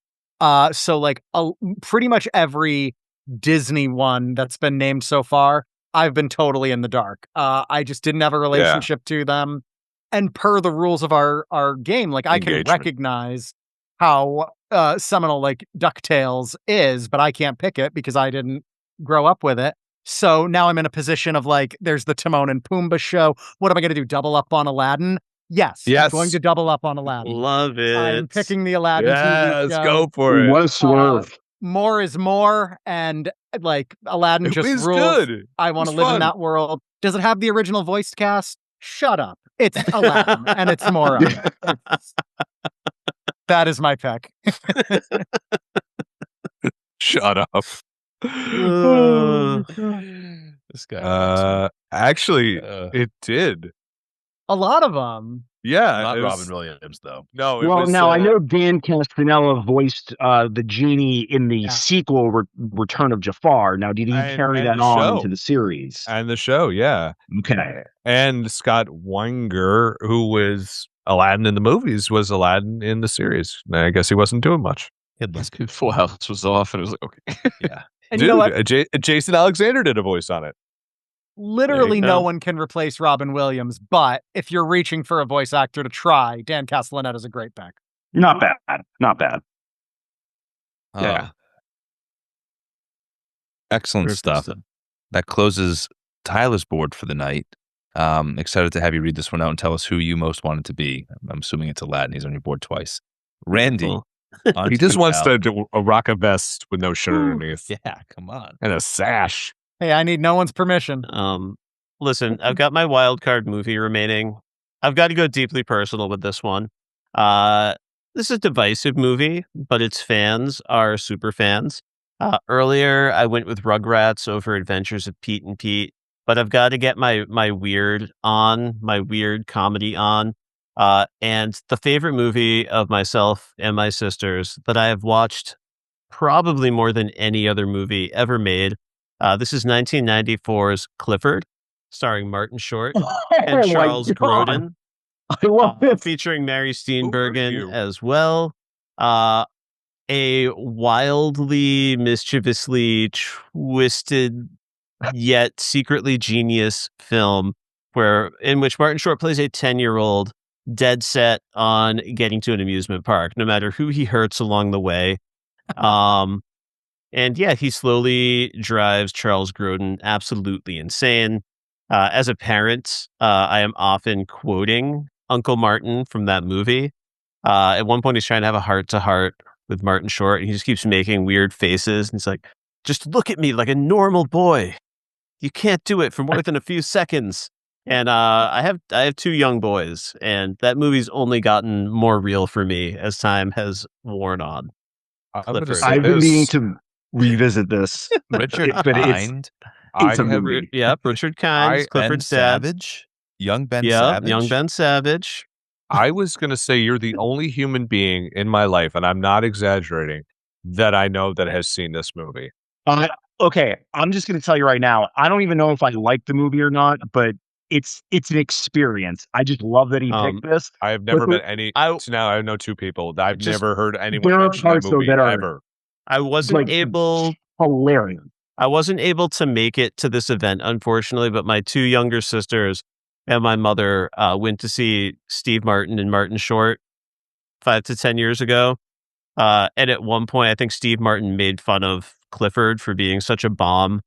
But like my mom and sister started cheering so loudly for it that they got like called out as like amazing. the only people who ever watched the movie. Because I mean, I love it it's got so a much. 5.6 on Rotten Tomatoes. It was on eviscerated. IMDb, 20% on Rotten Tomatoes. Yeah, it was eviscerated when it came out. And- But like, And Mary I kind of want to watch Steenburgen, Slippery this weekend. Mary Steenburgen bringing like the most Mary Steenburgen you can get. Even this twisted little kid is in love with her because she's perfect. Charles Grodin was a different 90s dad to me from a different 90s movie. Sure. Yeah. I'm not going to say it. Which was a little more successful. Just in case Dan is saving it for his wild card. Don't reject me. Yeah, great pick. What a pick. Google, like I typed in Clifford 1994, saw the cast. When I clicked to see more, Google still assumed, even after, like, it was like see more after the cast of this film, it was still after that said, you mean Clifford the Big Red Dog? Yeah. No. As a kid, I thought it was about a dog. We will podcast about that movie someday, Chris. Can't wait. I love that Google's even like, but you probably want to Google the Big Red Dog, Big Red right? Dog, You're right? mistaken. Okay. Well, it's now my turn following up Clifford. My wildcard pick also left to register. I'm going with something that I remember renting as a kid and like having that kids movie night sleepover moment. I remember wanting to watch it again and again. I've watched it since on Disney Plus. It doesn't necessarily hold up, except for all the nostalgia berries that are in it, because Blank Check was the combination of childhood. I had it on my list. Swear to God, The for wild house. card, I had 3 Ninjas and Blank Check and nothing else. Amazing. Never saw it. Chris, he had a water slide in his house. I don't want to steal your thunder. It's your pick, but I just have to. I got to do it. Dude, I hope everyone will shout out their favorite feature from the ridiculous castle that he bought himself with the $1 million he had. $1 million. He bought himself like a castle. He had a giant boxing ring with oversized gloves so he could box with his driver. He had a driver who served him pizza. He goes on a date with the hot FBI agent or whatever. Gets to smooch her in the end. Problematic. Problematic. It's really messed up. And at the end, she's like, "Call me in 7 years or something." Like he's still going to be like 14. It's a huge Can't mess. $1 million buy. She like, you're supposed to be like, well, she's undercover. She's doing what she has to. Like, what? They're dancing in a fountain and they're getting soaking wet. Yeah. I love being, well, she's undercover. I'm like picturing like the behind or the deleted scene where she's in front of Congress just explaining it. Exactly right. Yep. This is how I learned what a Macintosh computer was. Oh my God. Perspective versus perspective. Yeah, exactly. But to Dan's point, he had a water slide that went from his bedroom down to the pool in the backyard. And what was cooler than that? His own go-kart track, the whole nine. If like it was something you imagined you wanted as a kid, he had it and the biggest version of it. So Blank Check. It's just very great pick. That is such emblematic of this draft where you just, I mean, just quintessential 90s. Yeah. Well done. Speaking of quintessential 90s, he does it all by, I'm pretty sure he just like scans a check, puts it into MS Paint and takes it to $1 million. Like no. There are bad guys in the film. Yes. An asshole guy nearly runs him over in a parking lot. Yep. And doesn't want to get in any trouble. So like, here, kid. And he's like, writes him a quick check. Just to like shut him up and get him, get out of here. He writes him a blank check. He signs it, but doesn't write an amount on it. Right. So the kid just writes in $1 million, then goes to the bank to cash his $1 million check. Yep. And it works. The lead actor in this movie became a member of the pop punk band The Ataris. What? Whoa. There you go. Yeah. I was like, what happened to that guy? Because I'm like, so it's like, yeah, he was in 2016. He became a member of the Ataris. Preston Waters. Wow. That's hilarious. Yeah, it wasn't like he was there like in their prime. He's there now, so that's not the best. Oh, I was gonna say, I hope they got big enough to where he can have that water slide again. He's got a tattoo on his neck. I don't know. All right, moving on. Great pick, though. That's such a great movie. I love that movie. I destroyed that VHS watching it so much just because I wanted to see what he spent his money on. Right. It's a blockbuster classic. All right, Dan, your turn for your wildcard. I mean, I don't know how I follow up Clifford in Blank Check, but I do have a movie to pick as well. I obviously have a deep roster here. So we we didn't have a comedy category. I am going to go with a comedy here. And I could just cheat and just say, the movies of Adam Sandler, which were, of course, very important to me. Billy Madison, Happy Gilmore. But so for me, I think, so one of my favorite all-time movies, and I think just the best comedy ever made, is The Royal Tenenbaums. Obviously, that came out in 2001. So that is, I think, the best comedy ever made.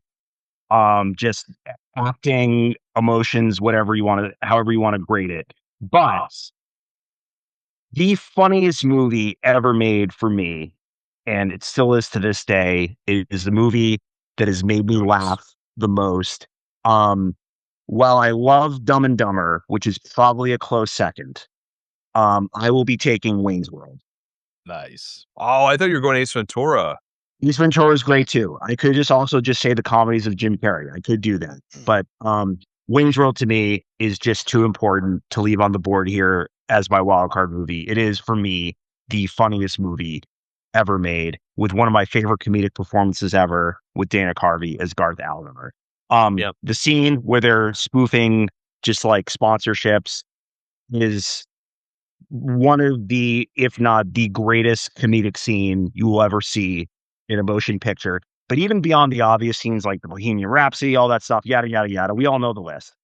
It's really just watching those two guys just kind of walk around the world and just observing the world and just commenting on the world. And like that to me is why it's so funny. It's just the standard banter throughout the movie. Wayne's World, it's one of my all-time favorite films. I think it is the funniest movie ever made. So it was one I had earmarked here that I was probably going to take. I have some other movies on the list I could rattle off, but I have to close out my draft with Wayne's. Most quotable movie of all time for me. Yep, absolutely. I don't even own a gun, let alone many guns that would necessitate an entire wreck. Just the best joke ever, maybe. Gun rack.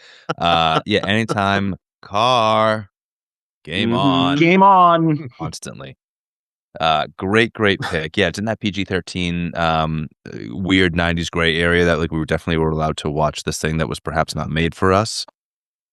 Oh, also, too, we brought him up already, Chris. You did with your pick, Ed O'Neill.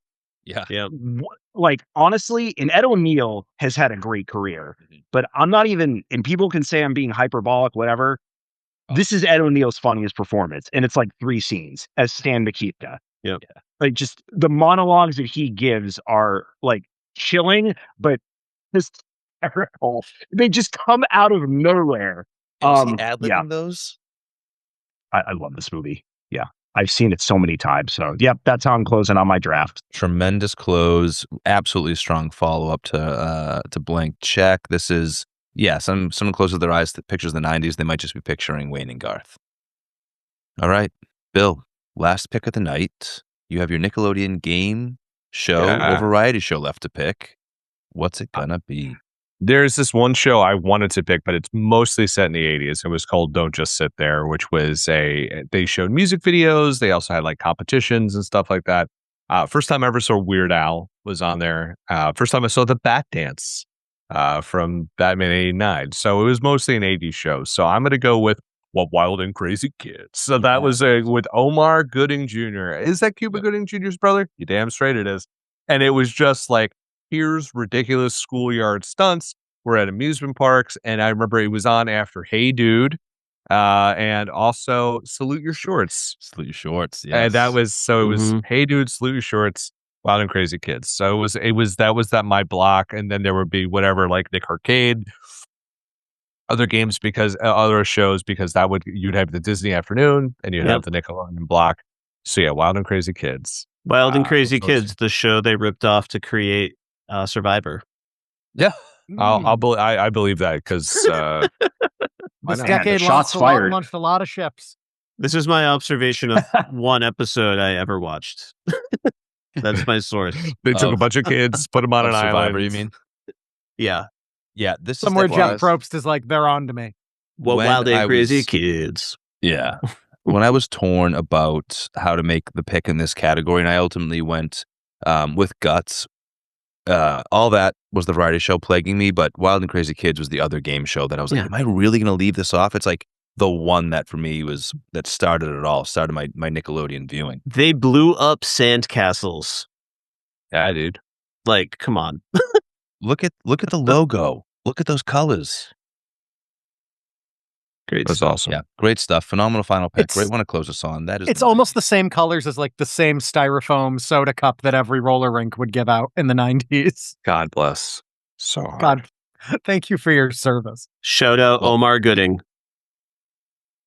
Well, that will do it for the draft portion of the night. Really quick, we've run a little long on this. For those of you who have listened throughout the entirety of this lengthy draft experience, we hope you found it to be a wonderful celebration of your childhood. Clearly, we boys were having a blast.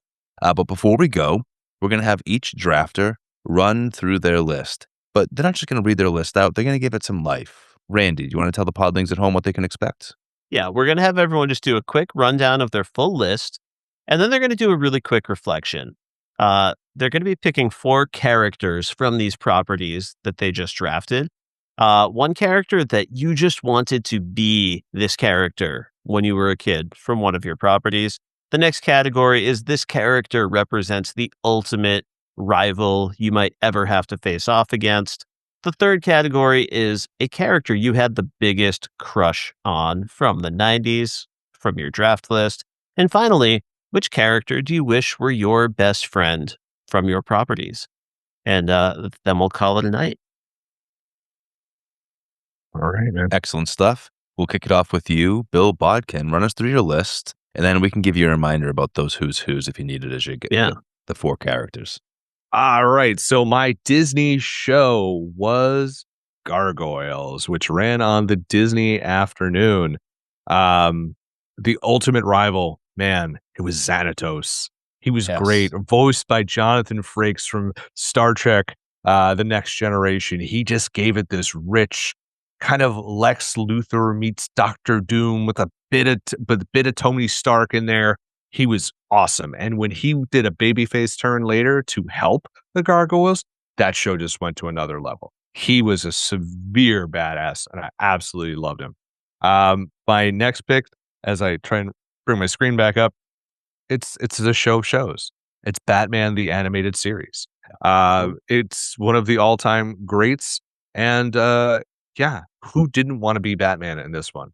Bruce Wayne, he was while he was tortured, he was a good guy. Mm-hmm. And when he was Batman, he was the man. And of course, when he was Matches, he was a little rough around the edges. But the character I related to most was Doug. That's who I wanted to be, and I wish Doug was my best friend. My Nickelodeon game show and variety show is Wild and Crazy Kids, TGIF, Perfect Strangers, the Wild Card TV show, Animaniacs, which aired on Fox and the WB, sports movie, The Mighty Ducks, and yes, I had a crush on Connie Moreau because goodness gracious. And you were like, Bill, but she was, she's 49 now. She's 5 years older than me. It's fine, people. You're good. I'm good. And then we have in the fantasy, sci-fi, action, adventure category, I have Jurassic Park. In the animated feature, I have The Nightmare Before Christmas and my wild card movie, the film you could only watch during the holiday season unless you were a goddamn forsaken pervert. That is the first Home Alone. I don't make these rules, Bill. Mm-hmm. I am just reiterating them for the people at home. Reinforcing them. I am saying, listen, I don't make these rules, but it's a good one to follow. Mm-hmm. Bill, phenomenal list. Great draft. So glad we got to celebrate some of your childhood with you. And yeah, I think you did the exercise beautifully. Xanatos is easily the greatest rival on your board. Love that pick. Thank you, sir. Dan, your turn, buddy. Run us through your list and tell us who's who. Yeah, this was so much fun. And man, I'll tell you this, I drafted some power couples on my list here. For my Disney show, I took DuckTales.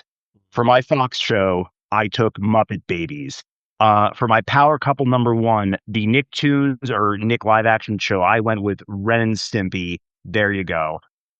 For my Nick game show variety show, we've got Nick Arcade, TGIF, Dinosaurs. My wild card TV, I've got Power Couple number 2, Beavis and Butthead, sports movie, How to Do It, D2, The Mighty Ducks. Animated movie, Power Couple number 3, I got Toy Story. My movie, adventure fantasy, of course, the original 1990 Teenage Mutant Ninja Turtles. And then, of course, my wild card movie, the last of my power couples here, I took Wayne's World. So now for the categories. So let's see. All right. Who do I have a crush on? Oh, geez. I don't know. I have Teenage Mutant Ninja Turtles on my list. I think I'm going to go with April O'Neil there. Although I will say, runner-up to Cassandra from Wayne's World. I'm not going to start breaking out into Dreamweaver, She's a babe. but I'm just going to continue moving on. I mean, Let's see here. Okay. Who did I want to be? All right, if I'm really being honest with myself, I'm going to give an honest answer, and I guess I got to say Scrooge McDuck. Nice. I always want to dive into a giant pile of coins. Okay, for rivalry, I could just go with Gunnar Saul from Team Iceland from D2, right? Sure. I could just do that. It's the easy answer, but I'm going to go with Ren from Ren and Stimpy, only because I think Ren is like the only person more miserable than me. So that will be my rival. That's a statement. And then I've got one more, right? So like, who do I want to hang out with? I mean, that's easy. I want to hang out with Wayne and Garth. Come on, there's no other answer there. So that's my list. So much fun. Amazing choices. Absolutely love that. I love the choice of cartoon April O'Neil over live action Cassandra. That is the right choice. Well done. Okay, my turn. Although he's got live action April O'Neil. Oh, he does have live action. That's right. April O'Neil. All right, my bad. Either way, it would have been a good choice. Okay. Running through my list, my Disney show was the one and only Darkwing Duck. Fox Kids, X-Men the Animated Series. Ever heard of it? My Nickelodeon sitcom, The Adventures of Pete and Pete. I didn't even say Danny Tamborelli's name earlier, but that's where you got started. Nick Game of Variety Show, Give Me Guts with Mike O'Malley. TGIF, I chose Family Matters, otherwise known as Urkel. My wildcard TV show, Mummies Alive. That one is just for me. My sports movie, Little Giants. Fantasy adventure sci-fi, Randy generously allowed me to draft Batman Returns. Animated feature, Tarzan. And last but not least, my wildcard movie, Blank Check. Who do I want to be? I want to be Batman, is who I want to be. Who do I have a crush on? I have a crush on Selena Kyle, as portrayed by Michelle Pfeiffer, Catwoman. Yeah. Who's my biggest rival? Did I mention Spike already from the Little Giants? I would fight him today. I'd fight that kid. I'd fight the man he is today. I'd fight him from Brink. Hate his face. And who do I want to be my best friend? It's easily Preston from Blank Check. I got to go down that water slide and land in the pool. Beautiful. You go with the rich 1,000,000%. Yeah. All right, Randy, that brings us over to you, buddy. All right. So from the Disney afternoon, I had Chippendale Rescue Rangers. From Fox Kids, I had the Looney Tunes reboot, Tiny Toon Adventures, Nicktoon, Rugrats, A Celebration of Imagination. My Nickelodeon variety series was All That. My TGIF show was Muppets Tonight. My wildcard TV show was Teenage Mutant Ninja Turtles, the animated series. For sports movie, I was able to grab The Sandlot. For fantasy adventure film, Hook. For animated feature, Beauty and the Beast. And for wildcard movie, Clifford, one of the greatest comedy movies of all time. From these properties, who did I want to be? It's Benny the Jet Rodriguez. Who didn't want to be Benny the Jet? If you want to hear Chris and I wax poetic about this, check out our appearance on Nostalgia Arcanum, talking about The Sandlot. We went deep into it. My ultimate rival, Shredder, man. We talked about how I spent all of kindergarten drawing Ninja Turtles every day. Who would endanger them? What type of cruel villain would challenge their wise leader, Master Splinter? It's Don't Shredder. sleep on Krang, though. This is true. Biggest crush? It's Belle from Beauty and the Beast. She loves books, and she hates this creepy manosphere guy that's chasing her around, trying to force her to marry. she's awesome. I still have a crush on Belle. And I wish this character were my best friend. Gonzo might be my favorite Muppet, but I want my best friend to be Rizzo the Rat. He seems like the chillest hang of all time, and I would love to walk around with that dude. So there you have it. Amazing picks. He's always going to have jelly beans handy. Dude, Rizzo was the surprise of the night. I did not see that coming. Yeah, good pick, but no Fozzie. Okay. I mean, that is my spirit animal, but it's okay, Randy. It's fine. It's all right. It's all good. Excellent work. Thank you, sir. Brings us now over to Tyler. All right. I'm very pleased with my team. For Disney show, I've got Aladdin. For Fox Kids, I've got Power Rangers. For Nickelodeon tune or series, I've got Are You Afraid of the Dark? For Nickelodeon game or variety series, I've got Double Dare. Huge pick under TGIF show, I've got Boy Meets World. Wild card TV show, I went with Barney and Friends. Sports movies, I got Space Jam. For fantasy adventure sci-fi movie, I've got Hocus Pocus. Hell yeah. For animated feature, I've got Aladdin again. No regrets. For wild card movie, I've got The Three Ninjas. Yeah. Huge team. Very happy with this. Like Randy said at the top, you really couldn't go wrong with any of these categories. There's just an embarrassment of riches across the board. Man. But for our questions, who did I want to be? My knee-jerk reaction was to say Aladdin, but I didn't want to double up on a one franchise for this list because my ultimate rival, it's got to be Jafar. Yes. 100%. I briefly thought about putting Rita Repulsa, and then I kind of thought about it, and every week her plan was, let's destroy the world with a monster that gets really big. That didn't work. Let's try another monster that gets really big. Really big. Oh, she's not the greatest rival, so got to go with the Dark Sorcerer Jafar. And person I wanted to be, I do think it's the original Red Ranger. It's Jason. He was the leader of the group, but he was also just a kid called upon from obscurity to do something great, and he took that responsibility in stride and literally kicked ass with it. So I think Jason was a good role model. Character I wish was my best friend, literally any member of the Midnight Society, so that I could go to the meetings of the Midnight Society on Are You Afraid of the Dark? Yep. Doesn't matter who, any of them would do. I just want a space around that campfire. And then lastly, who did I have the biggest crush on? This is where I think my huge value pick really comes into play. No matter how old I've been throughout my life, Topanga Lawrence has been age appropriately crush-worthy.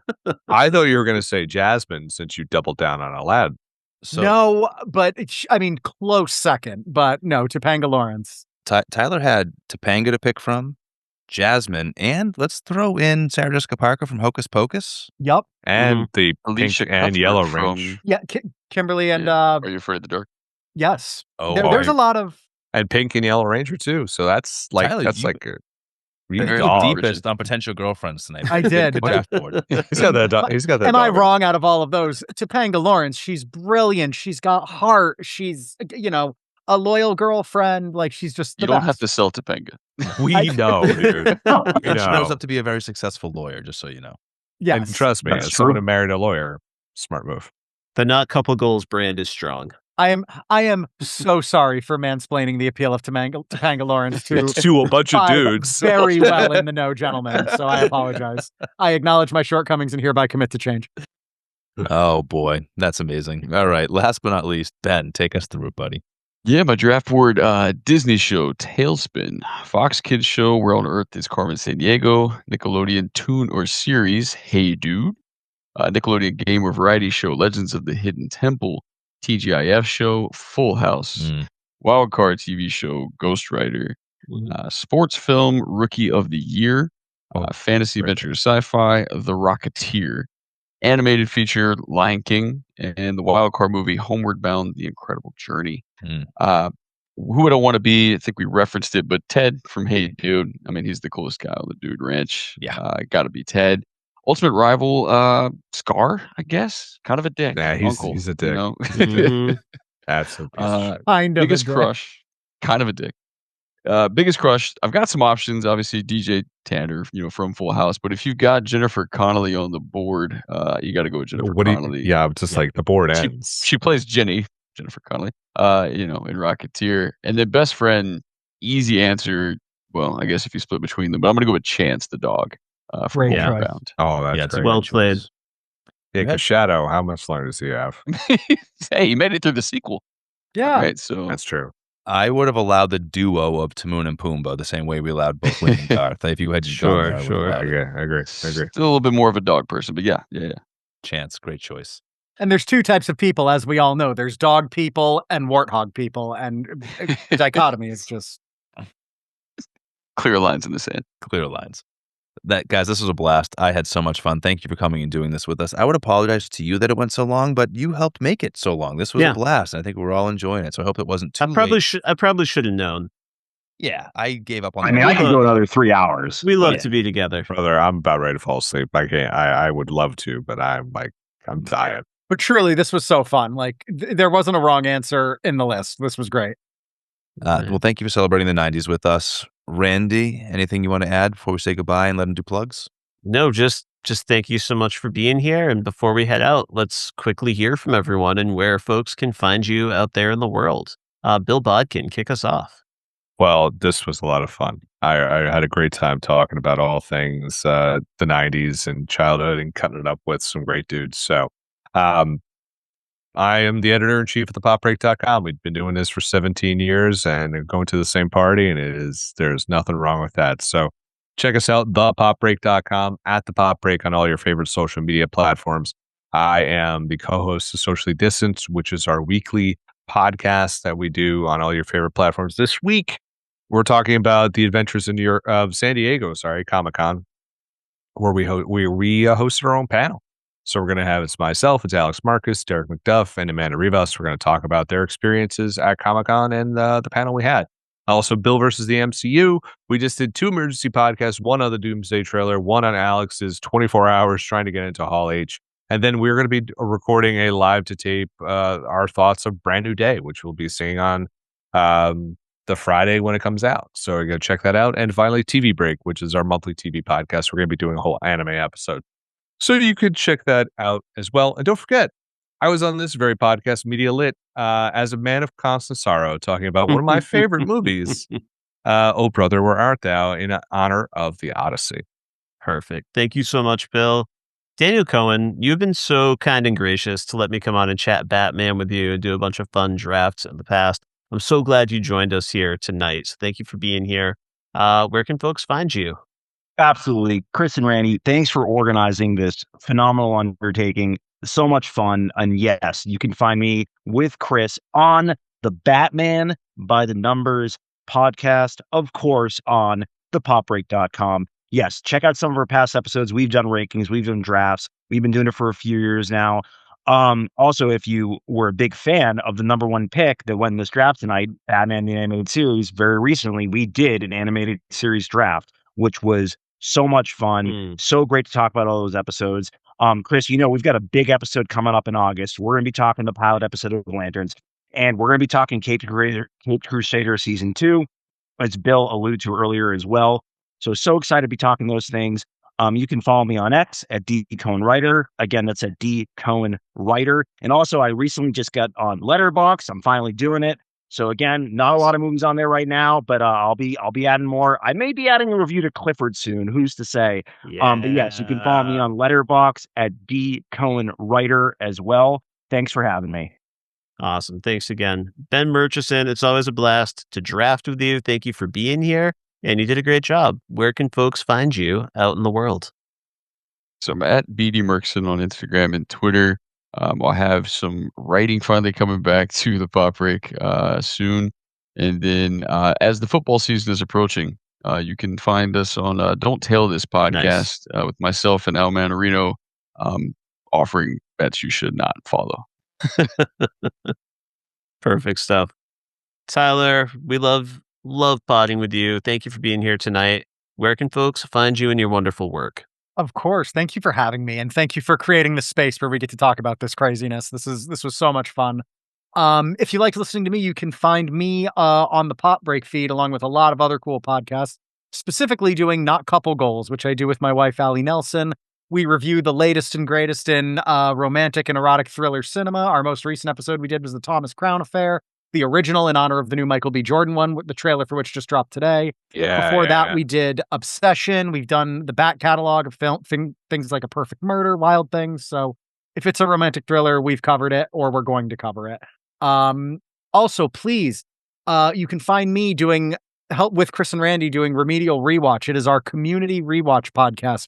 We just finished season 3. They gave me the space to tell the story of the behind the scenes drama that happened between season 3 and season 4. I'm really proud of that episode. I love that these guys gave me the space to do that. So please listen to that wherever you get your podcasts, or better yet, watch it wherever you get your YouTube. And yeah, thanks again for having me. This was so much fun. Tyler McCarthy, you are the king of the one-liner, and we are always overjoyed to work with you. Chris Ingersoll, obviously folks can find you here, but where else can they find your work? Yeah, so if you found me here, you can find me anywhere. Dan highlighted Batman by the Numbers. I'm grateful to co-host that with him, but I'm also the grateful co-host of Podolay on the popbreak.com. This is a Beck Hansen appreciation podcast, one that I have the pleasure of co-hosting with Randy Elaine and Justin Mancini. You hear us talk about this a lot. Randy and Justin have been doing music together for a long time. Beck is Randy's favorite artist, and given the chance to pick, that's who he picked, and he was kind enough to invite me in. So listen to us once a month on the popbreak.com on Podolay. And other than that, you go looking for Media Lit. If you want to find me on social, search Media Lit Podcast on Instagram or Blue Sky, on YouTube, and I'm somewhere tagged along there too. Yeah, same here. Please follow Media Lit on Instagram, on Blue Sky. Much like Chris said, you can find me tagging along there, but we'd really love for you to follow the pod. Much like Dan Cohen, I recently also jumped into the world of Letterboxd. So you can find me there with the name Grand Falloon from the world of Kurt Vonnegut. And I've been having a blast tracking movies and seeing what everyone else has to say. But I think we're all ready to go to bed, and you're probably ready to put those headphones down. So we'll see you next time on Media Lit. Thank you so much for being here. We'll see you next time. Go, go, Power Rangers, you mighty morphin' Power Rangers! Wow!